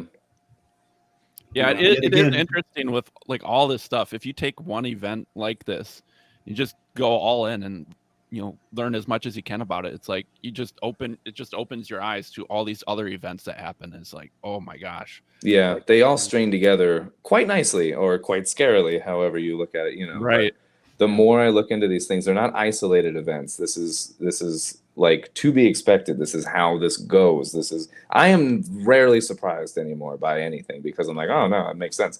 And I'll be honestly, next it's going to be a UFO attack on fucking DC or something. I won't be surprised. Like and it won't be UFOs either, but. All right.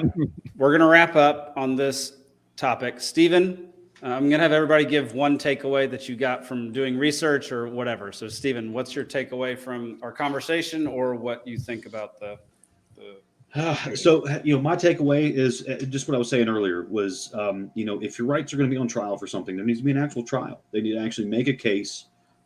We need some common sense legislation control.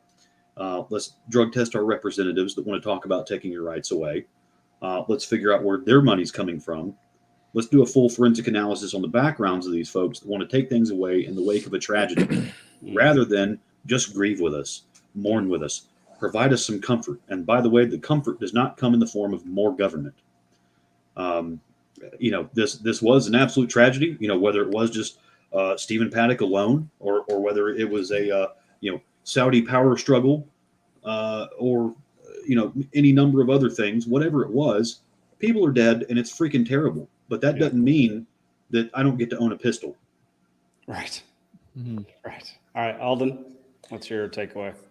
Especially when I suspect that people are trying to basically set these things up to take away the pistol kind of a thing, like, or to establish a precedent for it. It's even all the more reason to not, like, if it is, and if you can prove that it is fishy and that it is, you know, there's at least gray areas where, I mean, the LVPD is at least involved and they're at least inept, and I would argue malicious, but inept is bad enough. I would say read between the lines of things and look for where there is conflict of interests, follow the money. If there are things that, you know, hundreds of eyewitnesses, you know, and I don't always put just like all my eggs in the eyewitness basket, but if there are truly hundreds of eyewitnesses, hundreds of phone calls that come in, and where there are hundreds of phone calls, that's official accounts or whatever, there's probably thousands of more eyewitness accounts if we were to actually launch an investigation. But we don't follow up on any of these things, and so it's just shut down. And we didn't even get into the whole deadbolt thing, and where like the initial photo of it, it was in, and then they're like, oh wait, if we kicked in the door, it's got to be out or whatever, and then it was out. And like, what I'm saying is, look into things yourselves, please. If something feels fishy, it probably is for a reason. And, you know, why are we have, like, Las Vegas has got to be one of the most monitored cities in the world. It's got to be one of the most watched cities on earth. And we haven't been released any footage from any of the other hotels where there are, it's not one person, it's not three people, it's hundreds of people that are like, someone was shot at Tropicana, someone was shot at Bellagio, someone was shot at wherever, and we've not had a single bit of footage come out from these things. To me, that's deeply fishy. I don't understand like why more people aren't like suspect here like about this, but anyway, Sam, read between the lines and ask questions. Sam, what's your one big takeaway? Just that, like, it once you know, like he's talking, once you look into the details and everything that happened, it's just so overwhelming that this was you know, a false flag attack. I mean, there's just evidence on evidence on evidence, and it's just crazy. And, you know, just the goofy things they tried to do to cover it up, like, you know, the helicopters turning off their signal over the location and then turning it back on over the location after the shooting happened. Just crazy things where they didn't do a great job of covering any of this up. That's like the helicopter version of like, oh, my thumb's gone. Like, good God, like. But like, the only reason they can get away with it is because of the media. And so, like, when you look at, you know, what we should do as libertarians, it's you know, yeah, run for office, yeah, you know, try to work on legislation and coalitions and all this stuff. But like, the number one thing you got to do is you got to talk about it, and you got to infiltrate the media. And, you know, if you know someone who's doing a good job of that, like, support them and, you know, share their stuff and stuff, because that alone is the key to, you know, unraveling this stuff. Because once to organically really try your best to, because we're fighting against the powers that be in terms of media, and I think there's certain, like, quote unquote trusted media that's paid and established and is, you know, fed bullshit to, you know, feed us the bullshit. And then there's everyone else that's not even just on a level playing field fighting for viewership or whatever. We're getting stepped on. We're getting kicked off of YouTube. We're getting kicked off of other things or whatever, because what we're saying is going against this. So I very much think that's super important. I didn't mean to step on your toes with that. I'm sorry, Sam. But like, I really appreciate the focus on the media as an angle to both be aware of and to help. Yeah, and there's a really great quote. It's the people are allowed to believe anything, but they're not allowed to know anything. That is a good quote. There you go. Yeah, that's fantastic. Yeah.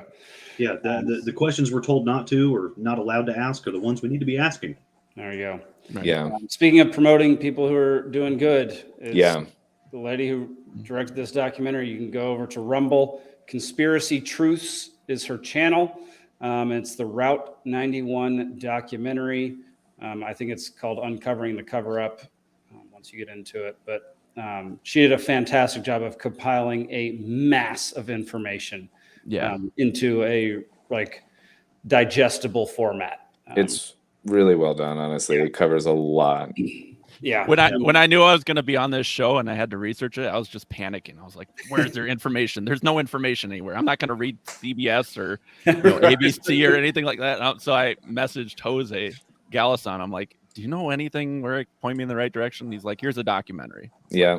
There we go. That's It's all that's the been one. scrubbed.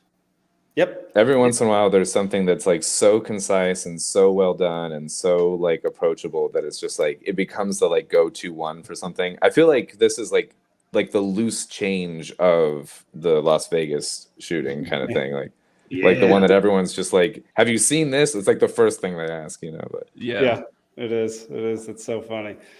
All right, y'all. Guess what time it is?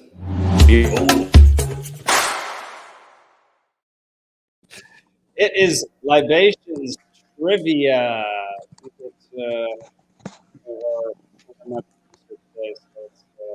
Your audio's kind of. Yeah, is that? I was just gonna say, is that me or you? Yeah. Oh, is that me? Was I doing something? Oh, now you sound. Hey, there you are. Okay, cool. I'm gonna go. I think it's illegal to not have a libation during Libations trivia, so I'm gonna go refresh here real quick. Okay, I'll explain the rules because Sam, you've not played. You've not been on the show before. Right. We got 3 categories today: This Day in History, Stock Market, and World War I. It consists of 3 rounds, obviously. 10 questions in the first, 5 in the second, 3 in the third, 1, 2, and 3 points respectively.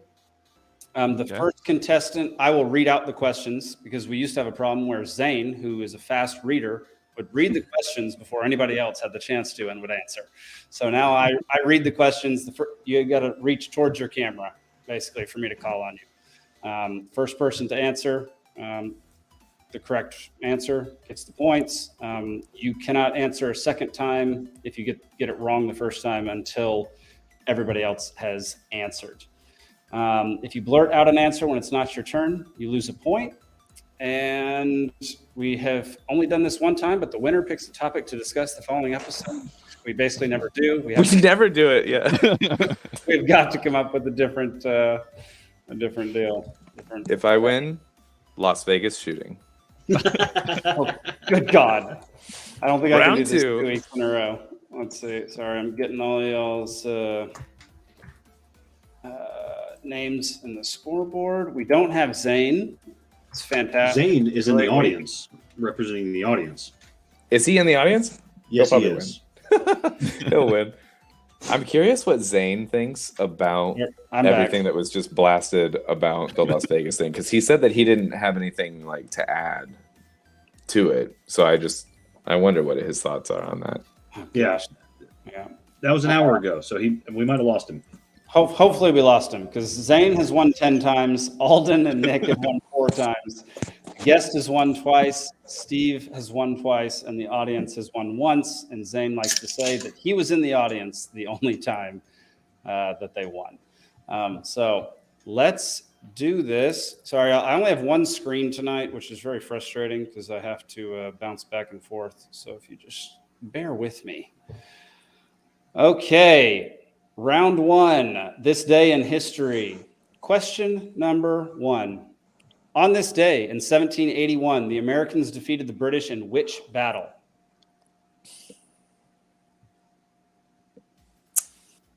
On this day in 1781, the Americans defeated the British in which battle? Alden. Battle of the Bulge? I don't even know if that's... We were not... fighting the British during the Battle of the Bulge. I just wanted to say Bulge. Yeah. I can only think of Bunker Hill, and I know we lost. And Alden, that was a terrible reach to the camera, man. Like you literally just did this. Hi. You gotta do that. Pick me. You gotta heil, yeah. I'm shocked y'all don't know this one. I thought this was a gimme. I guess not. I don't know. It was in the Revolutionary War. Come on. I mean, we know it's in the Revolutionary War, even though I named it. Okay, here's a hint. Well, this isn't a hint for Sam so much, but it's a hint for the other two. This was an answer in a question in the last 3 weeks. Oh my gosh. Y'all really don't know. Wait a minute. I remember something. It's seconds. coming back to me. 9, 8, I'm just gonna feel. Oh, Steven. Steven's got something. The Battle of Philadelphia. No. 5, 4. That's what I was 3, gonna guess. 2, 1. Yorktown. We're not off to a good start, y'all. No, We're definitely off to a not. Horrendous start. My brain got so honed in on the Vegas thing that like it's useless for everything else right now. Don't make excuses. You always lose. So here we go. On this day in 1987, the stock markets had the largest ever one-day crash, known by what name? Alden. Black Tuesday? Wrong. Dang it. Steven. Black Friday. Wrong. No, wait. Nope. Sam gets it. Dang it. Sam, if you have an answer. Black Monday. Dang it. Black Monday is correct. Dang it. I love it. Wow. I was torn between those two. All right. Question number Not 3. luck at all. I'm just a genius. On this day in 1985, which rental company opened up their first store? Alden. Hertz. Wrong. Steven. Dang it. Avis. Wrong. Sam, you got an answer? Yep. No, I don't. No. Okay. Alden. Enterprise. No. Steven. Aaron's. What? Aaron's? What is Aaron's? You can rent furniture and stuff. Okay. No. Aaron. Yeah. Aaron. All right, it's opened up. Whoever wants it, just start blurting things out. What are we renting? It would give it away. Would it? It would. 100% without a doubt. Oh yeah, okay. Yeah. All right. 10 seconds left. It's dildo rental. There's only one. Blockbuster. Movie. Is that it? Is it you? Blockbuster is correct. I went car rental like on everything. All of my guesses. Yeah, y'all really hung in there with the car rental agency. Okay. Car and furniture. On this day in 1982, which automaker was arrested in a $24 million cocaine deal? This is a hard one, but you do know the automaker. Is this an American? I have a question. Is this an American automaker? Oh, dadgummit. I can't. Hang on. I can't call on anybody just yet. I got to do a little bit of research to see if he. Yes, he was an American. Alden, do you have an answer? I don't know American automakers. In 1982, Mr. Dodge? I don't know. Steven. Oh crap. I was just stalling because I don't know. Yeah, I will give a hint. Okay. After everybody has answered once. I'm gonna go with Chevy. Maybe a Chevy executive. Nope. Sam, you got Mr. Chevy. You got a guess? Henry Ford. Incorrect. 1982. This car, his famous car, was featured in a cult classic movie. Steven. The DeLorean. Oh, okay. Nice. How about that? Wow. Yeah, $24 million cocaine deal. It's crazy. That's huge. Okay. In the 80s. On this day in 1812. I didn't know cocaine was a thing back then. In the 80s. No, but Henry Ford was. Yeah. Yeah. On this day in 1812, who began their disastrous retreat from Russia and who was their leader? Alden.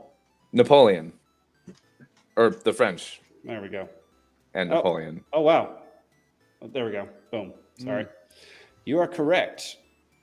Good call. Good call. All right. Let's see. Next question. On this day in 1789, who was sworn in as the first Chief Justice of the U.S. Supreme Court? What year? 1789. It's a hard one. I don't know. Okay, I'll start with a hint. He signed the Constitution. Alden. Hancock. No. Adams. Oh, sorry.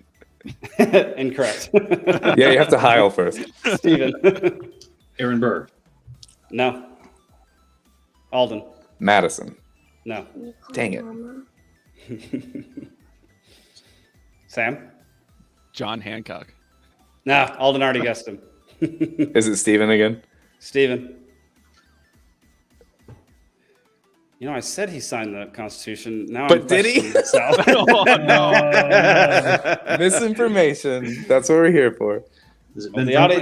audience, no, the audience has not gotten it yet either. No? No, not yet. Joe Biden. Joseph Biden. Joe Biden. He was there. Alden. Monroe? No. Hang on. Let me make sure. Let me make sure. Yeah, let's fact check Jake.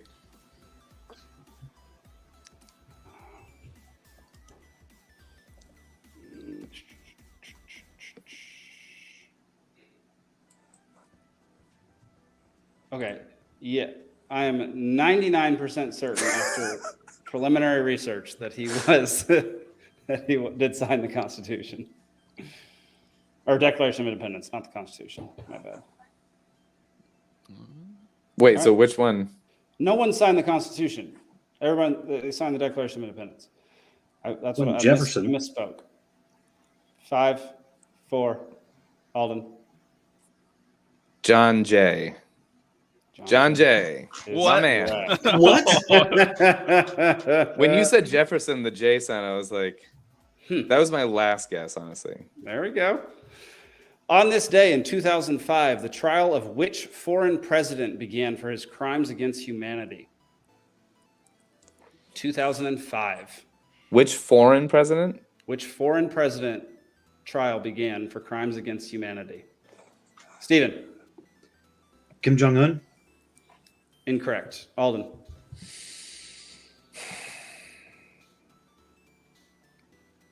Alden, you waved. You have to. I did. I'm so sorry. Wave. It's Is back it open to the floor until you. Zane?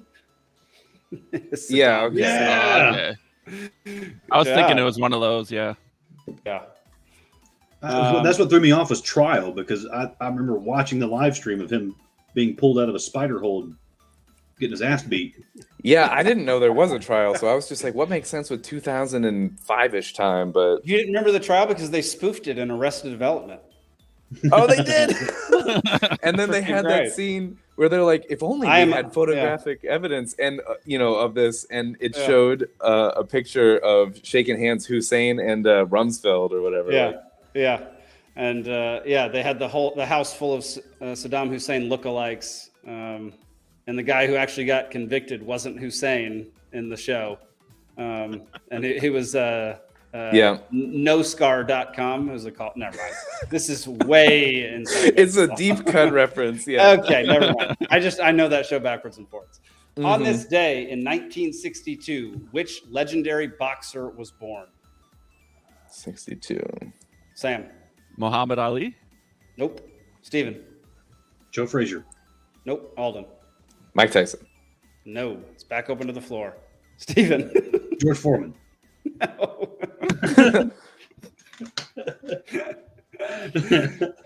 Alden.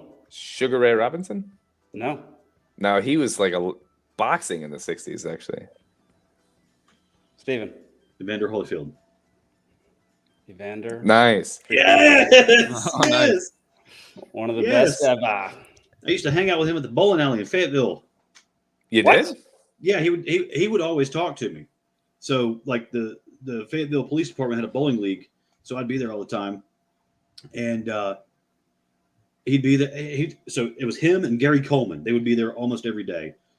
Gary Coleman was an asshole. Oh, interesting. Gary Coleman cussed me out, dude. I was 8 years old. I cannot wait to clip this part of the show. I think Steven should win no matter what. Evander would take a picture with me. He'd let me hang on his arm while he flexed. We'd take a picture, and then he'd sign something for me. He always signed everything. Philippians 4:13. He was a cool dude.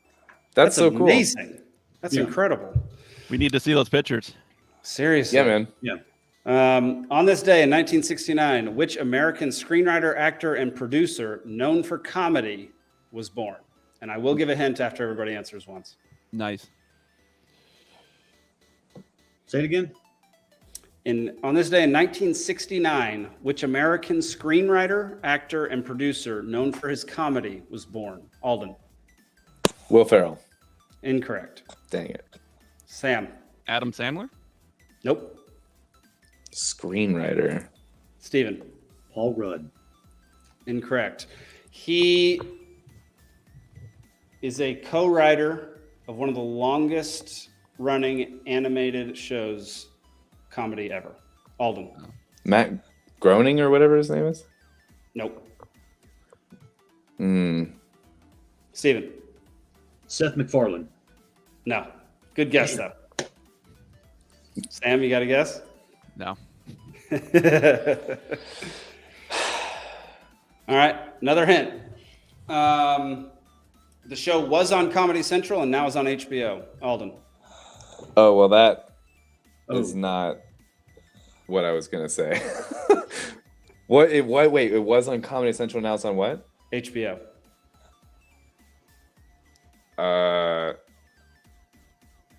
Key and Peele? I don't know. No. Steven?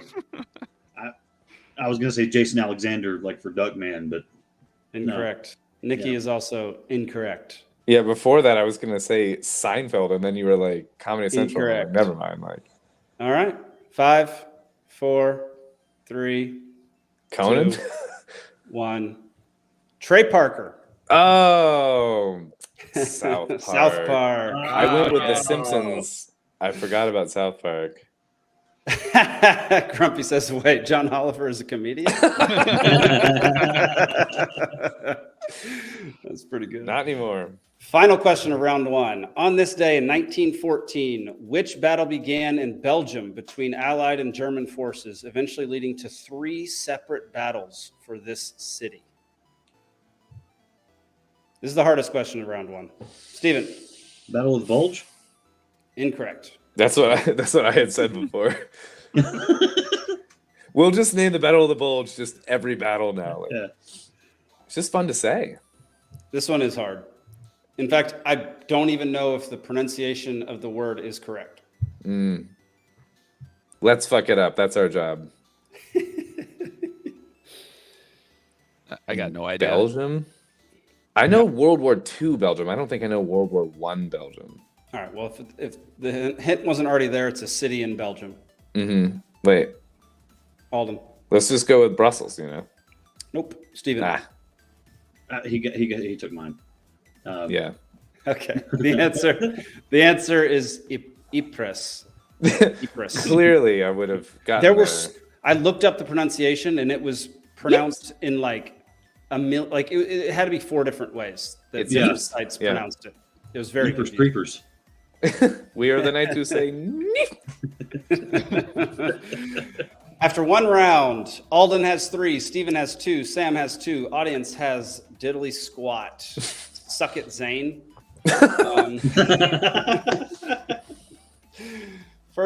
Second round is stock market collapses. Question number 1. Starting off easy here, y'all. In what year did the Great Depression begin? Alden. 1920. Oh man, now I'm afraid to say 20 something. 21? Wrong. Dang it. 1922. No, Sam. 1929. Dang it! I was Why did I say 1? The Roaring 20s, man. The audience the end says they have 1. Do we remember what their? Oh yeah, it was Blockbuster. Blockbuster. Or no. Yeah. No, Sam got Blockbuster. What was the one? I got Blockbuster. Give him 1. I don't know. Okay. Give him 1 for being here. You know. Y'all tell me what the 1 was, and I'll go ahead and put it in the deal. I'm so mad that she got Blockbuster. What's that? Maybe she did. Yeah, Nikki did post a comment, but I think she posted it like right after Sam said it. Yeah, Sam already had it at that point. But I will fight for that. Fair enough. Okay. Question number 2. Which stock market index is often used to gauge the performance of the U.S. stock market? An index which collapsed during the dot-com bubble burst of 2000 to 2002. Steven. Dow Jones. Incorrect. Alden. S&P? Incorrect. Sam, the floor is yours. No idea. Steven. NASDAQ. NASDAQ is correct. Damn it. Yeah. Good call. There we go. We danced around it. We got there. Nikki says she got Blockbuster before Sam said it. We have a fight. Sam, defend yourself. I think the video will reveal that I was correct and said it first. If you play it back. Yeah. All right. Next question. Which famous mathematician and economist is known for predicting the South Sea bubble in the 18th century? Alden. I have no idea. I thought it was going to be something totally else, like predicting the end of the world. I was going to be like Nostradamus, but like I have no idea. Sam. Mises? No, I like the guess though. Steven, you got a guess? So everyone knows this guy. Everyone knows this guy. Everyone? What century? I don't think I said. Oh, 18th century. 18th. Oh, okay.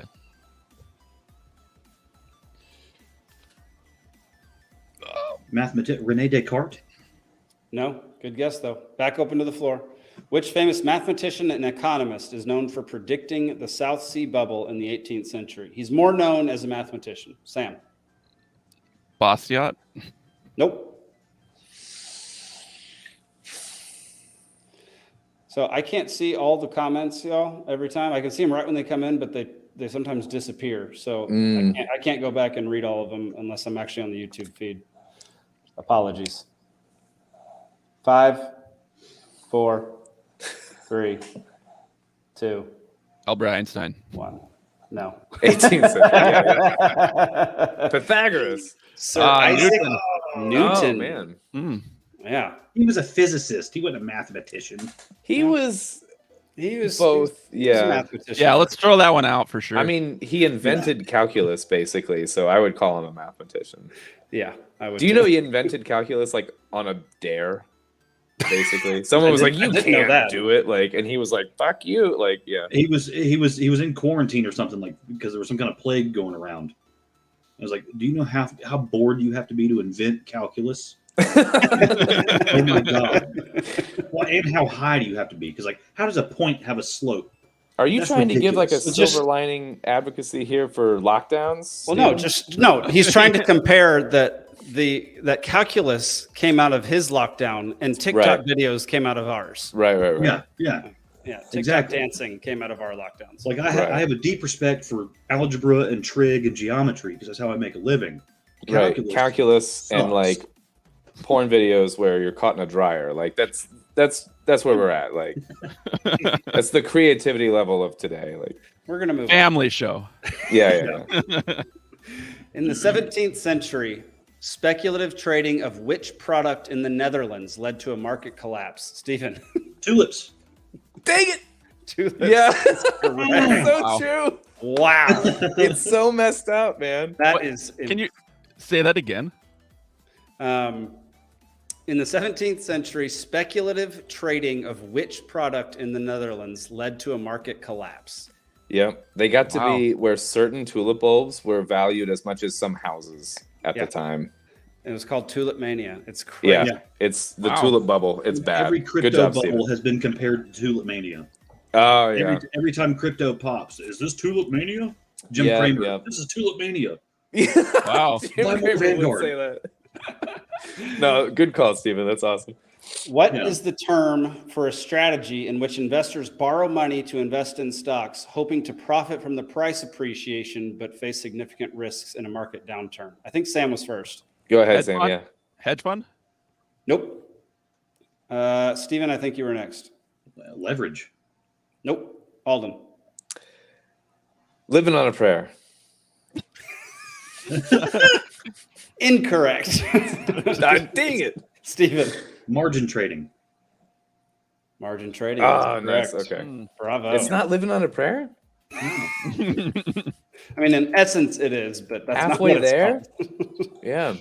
After 2 rounds, Steven has 8. Sam has 4. Alden has 3. And the audience has a speculative 1. A tentative. Give him the 1. All right. Round number 3, World War I. And just for people who don't know, this is the hardest round because that's how you know who's the dad. 3 points each. Exactly. Exactly. Which battle, known for its extreme carnage and heavy casualties, is often called the meat grinder of World War I?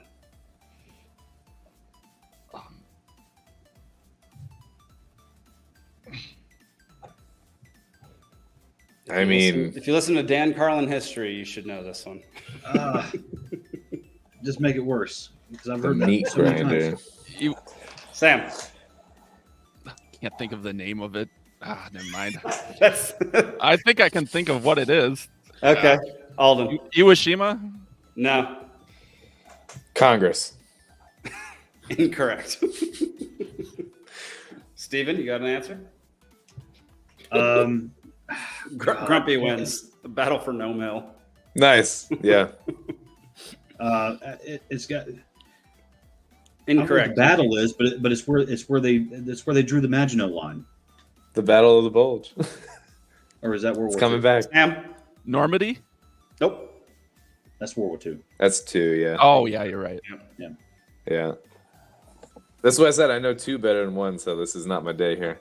It is what it is. It was the other option I had today was going to be baseballs, and I knew that would piss you off. Oh man, Mickey Mantle for like every. What did I did the thing where like I said Ted Williams twice, and it actually worked last time. I know like 3 names if it's not Babe Ruth, you know. All right, 10 seconds. Trench warfare. That was an answer on a previous trivia. Yeah. 5. Really? 4, 3, 2, 1. The Battle of Somme or Somme or however you pronounce that daggum word. I was so close. Some bitch. Some bitch. Yeah, some bitch. I should have known that one. Question. Was that the one in the Black Forest? Grumpy Gnome is asking. That's a good question. Let's find out before we move on. The Schwarzwald. Somme. God bless you. Let's see.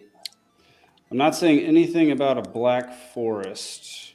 I do remember that battle. They were like, "Do you guys want to dig in and fight this out?" And they're like, "Hell no! Let's just go on it on foot. We're sick of sitting in these trenches." Perfect. It was. I don't think it was the one in the Black Forest. Just FYI. Question number 2. Signing of the Treaty of Brest-Litovsk with the Central Powers. Which country withdrew from World War I due to turmoil within their own borders? Who was? I feel like Steven and I both went up at the similar time. Oh, I was still reading the daggum question. Who? I think it was Steven. Yeah, Go ahead, Steve. have that, Alden. If you want to. Ooh. I'm gonna throw signing the Treaty of Brest-Litovsk with the Central Powers. Which country withdrew from World War I due to turmoil within their own borders? I don't know. Australia? Are they even involved? Incorrect. Steven? Yeah. Italy. Nope. Sam, the floor is yours. Grumpy is incorrect. Russia. Nailed it. Nice. Oh my god. Russian Revolution was happening during that time. Every Bravo. point it's just been pure luck. I don't know how I'm doing it. Beginner's luck, man. All right, Sam, if you get this, you win. Steven, if you get this, you win. Alden, what if I get you it? Get this, nothing happens. If I get it, yeah. Who wins? I gotta say, he is smart as a whip. If Alden gets it, Steven wins. Oh, okay. Sam, your life is in your own hands right here. Oh, gosh. Okay. Question number 3. Who was the last Kaiser of the German Empire that ended with World War I? Steven. You have to get I tried to rescind that wave right as I was doing it. Okay, you can rescind it. You can rescind it. I'll say Wilhelm. You got it. Wow. I'll give you the second.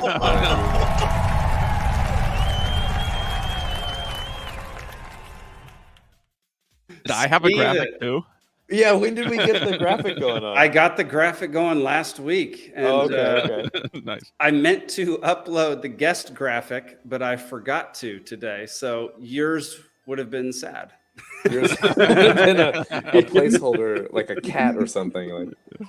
So the final score was Steven 11, Sam 7, Alden 3, audience 1.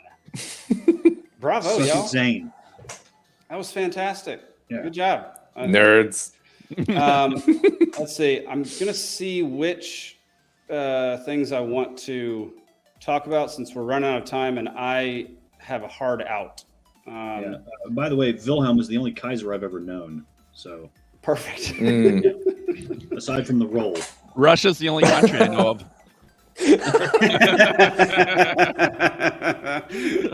You've been watching a lot of CNN, man. Yeah. We're just going to talk about one story and then a few funny videos, and we're going to ditch it after that because it's my sister-in-law's birthday today, and I'm supposed to be there right now. But I was like, this podcast is too important. Nice. Twitter user Douglas, I got to turn this daggone music off. There we go. Twitter user Douglas Mackey sentenced to 7 months in prison after being found guilty of election interference for making memes disparaging Hillary Clinton. For real? For real. Well, Jesus Christ, I'm about to get the death penalty. Yeah. Yeah, you're right.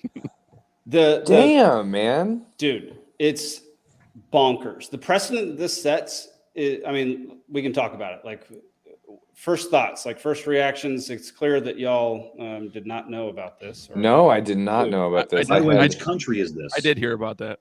Okay. Yeah. What are our thoughts on it? Like, what? Which country is this in the U.S.? Yeah. My initial thought is just like they can get you on anything. Yeah, this was in New York. If they decide, hey, I want this guy out of the way, I mean, they can just do it. I mean, they're just doing this in broad daylight. It's a national headline, and it's just crazy. Well, it's the same with the January 6th things. You know, like you got all those. They just had another January 6th, and no one gives a crap. You know, if I ever disappear one day, it's the few years that my gender identity was Kekistani. So, just a heads up.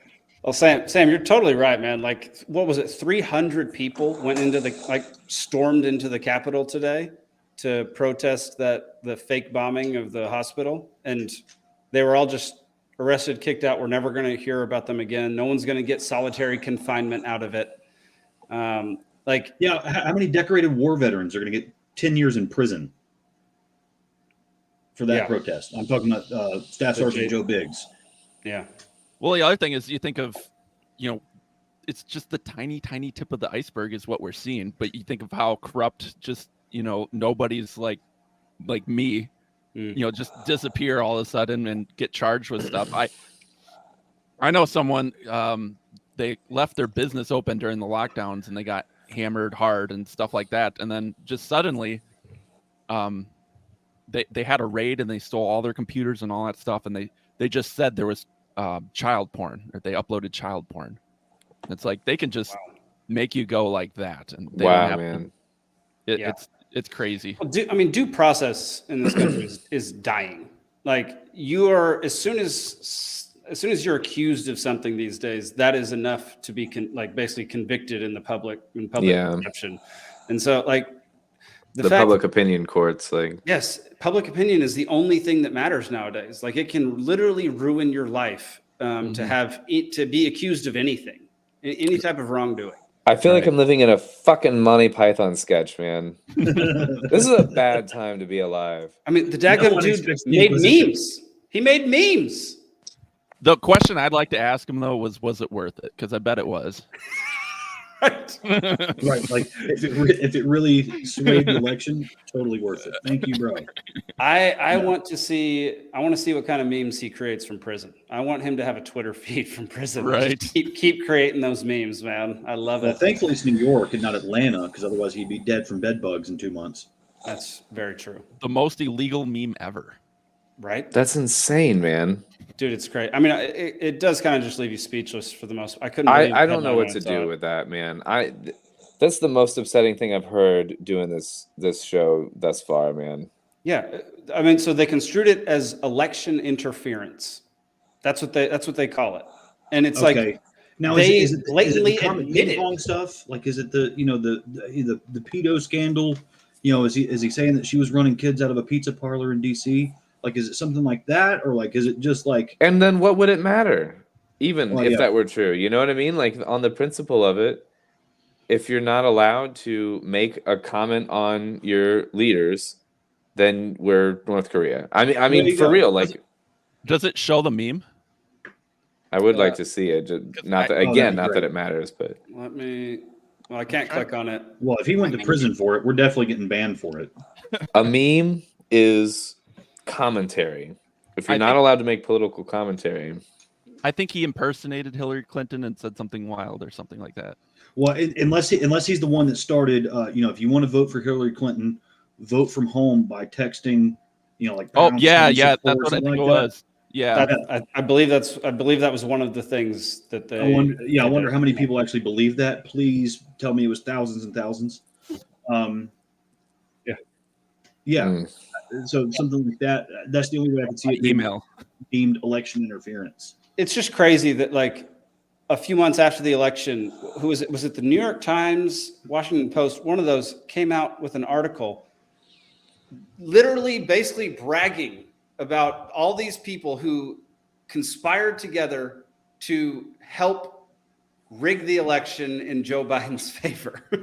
Yeah. Like, do y'all remember that story? I forget which article it was, but you're allowed to say it. You're allowed to do it if you're associated with the corporate press. New York Times article. New York Times. That's who it was. Yeah. And if you're in favor of like the chosen candidate. Well, and as long as you're a communist, you're allowed to, break windows and stomp people down and burn down Buckhead, Atlanta, Georgia. There you go. But the instant they think you run to the left of Mao, you're going to jail. Man. This is why a lot of times in my podcast, I'll just jokingly say, get the vaccine and, just all sorts of talking points for the algorithms. Yeah. Just so they don't look at me. I don't know if it works. It's insane that you're like allowed to promote getting a vaccine, tell someone what to do with their lives in that way. But if you turn the other side, which on principle is the same, on principle, you're telling someone what to do with their lives regarding the same topic, and then you're treated in the opposite way. It's crazy. Right. Like if you make memes, trust the science. Against Hillary Clinton, take the vaccine. That sways the election, vote Democrat. Save the planet. Well, this is why. Yeah, exactly.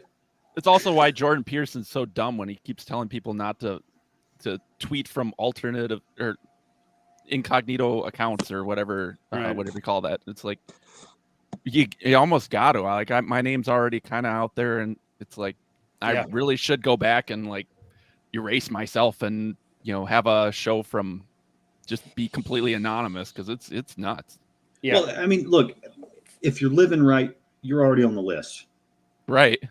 Point blank. I had someone say we shouldn't go to a Second Amendment rally. He's like, yeah, but if you do that, like, you'll be on a list. And it's like, you're in the party. Like, what do you think we're doing? Yeah, like, have you ever made a donation? You have to give them all your information. The FEC has this. They know you made what donation and when and to whom. You're already there, and then all of that. But if you're friends with one of these people, God forbid they pay you for glue or poster board or sandwiches, before they go to a protest. Well, now you're incriminated from that. Yeah. And you think of how many like smart people know all this, and then they just shut up, or they just start saying, like all the people from Conservative Inc., they'll just start saying the right things. They'll start being war hawks and stuff because they know, like, they're in the industry. They know what's going to happen if they, don't toe the narrative. Right. Yeah.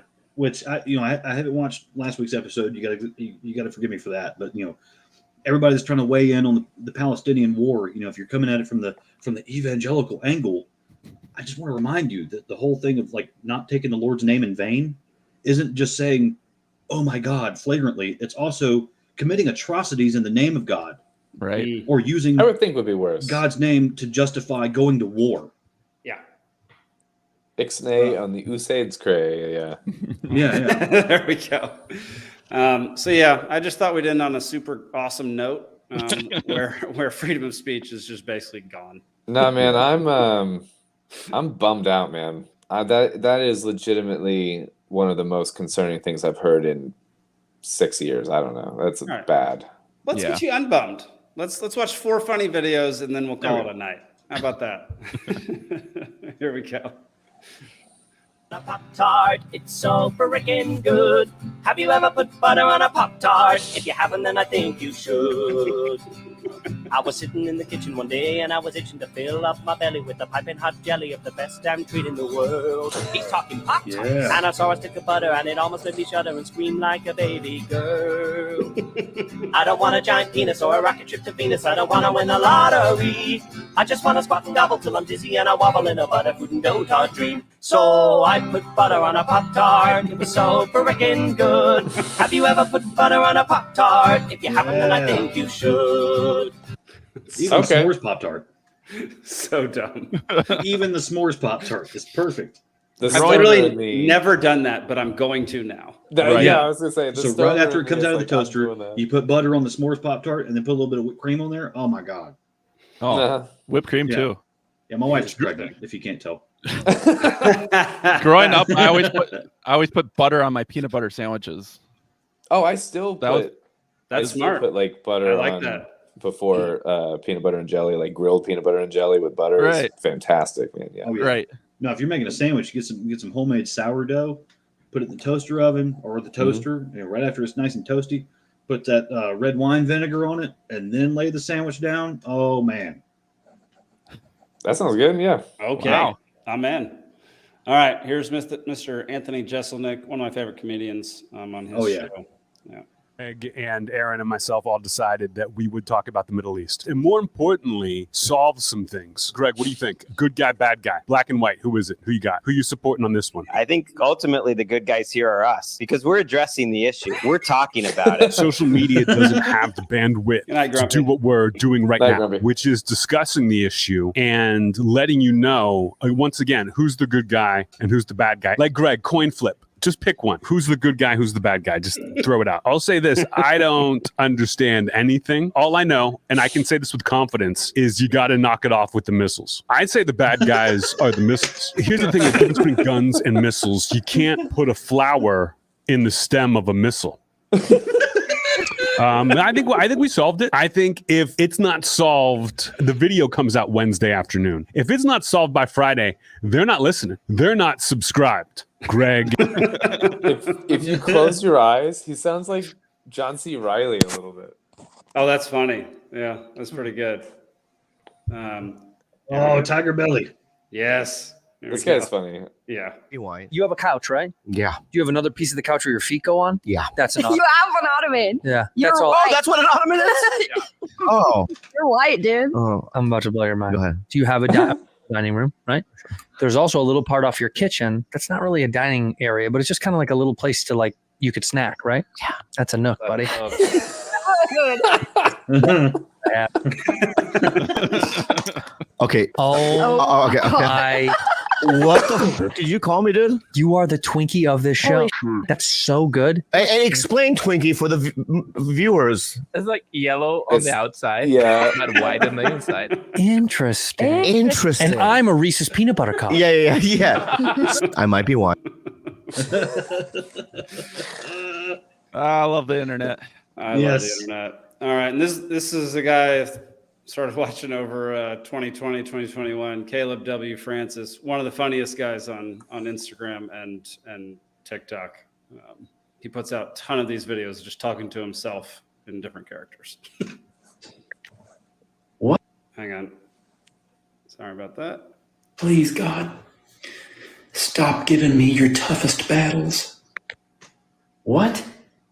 You have diarrhea because you ate a gallon of potato salad. I have nothing to do with this. Please, God, stop giving me your tough. That's great.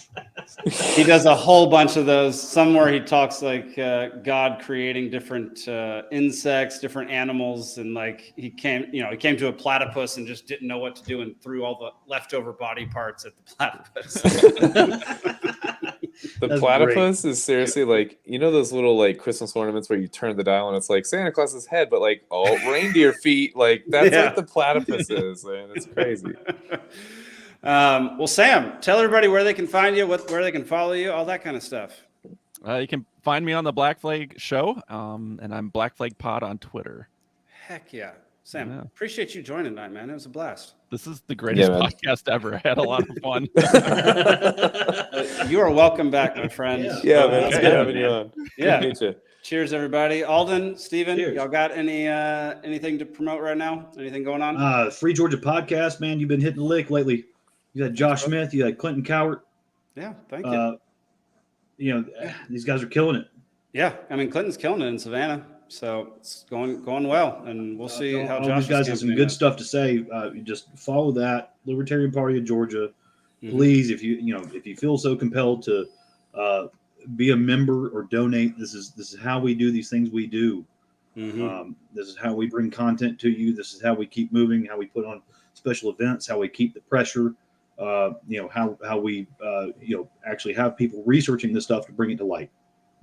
I love it. Absolutely. Go to lpgeorgia.com, learn more, join the party, all that good stuff. And I'm just here to promote. Follow on Twitter at lpgeorgia. It's a good time. Buddy puts out some great tweets. Yes, he does. Yes, he does. Is he in charge of the tweets for the? He's in charge of all the tweets. Yes. Oh, yeah, God. he does the tweets, but I am technically his boss. Okay.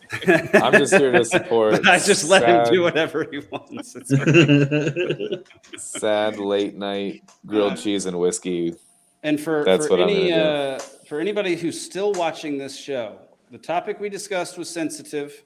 None of us, I'm going to get a nod confirmation from everybody, have suicidal thoughts. All of our break lines work perfectly. Yeah. Everything's good in our lives, and there's no reason that we should be dying within the next, year. We'll say. No. Hillary's emails are on one of my hard drives. Yeah, but I have no history. Said hard drive is not in my laptop. I just want to announce that I don't go around with a laptop without a hard drive. So if you find that's suspicious. Like, let's teach people what suspicious means. I have no psychological issues. Also, I have many, but not the suicidal type. Yeah, or homicidal. All right. Well, that'll do it for this week, y'all. Make sure to tune in to the Free Georgia podcast Monday nights at 8 p.m. Tune into this show every Thursday night, 8 p.m. And go follow us on Twitter, Instagram, all the socials. We'll see you next week, y'all. Peace. Cheers.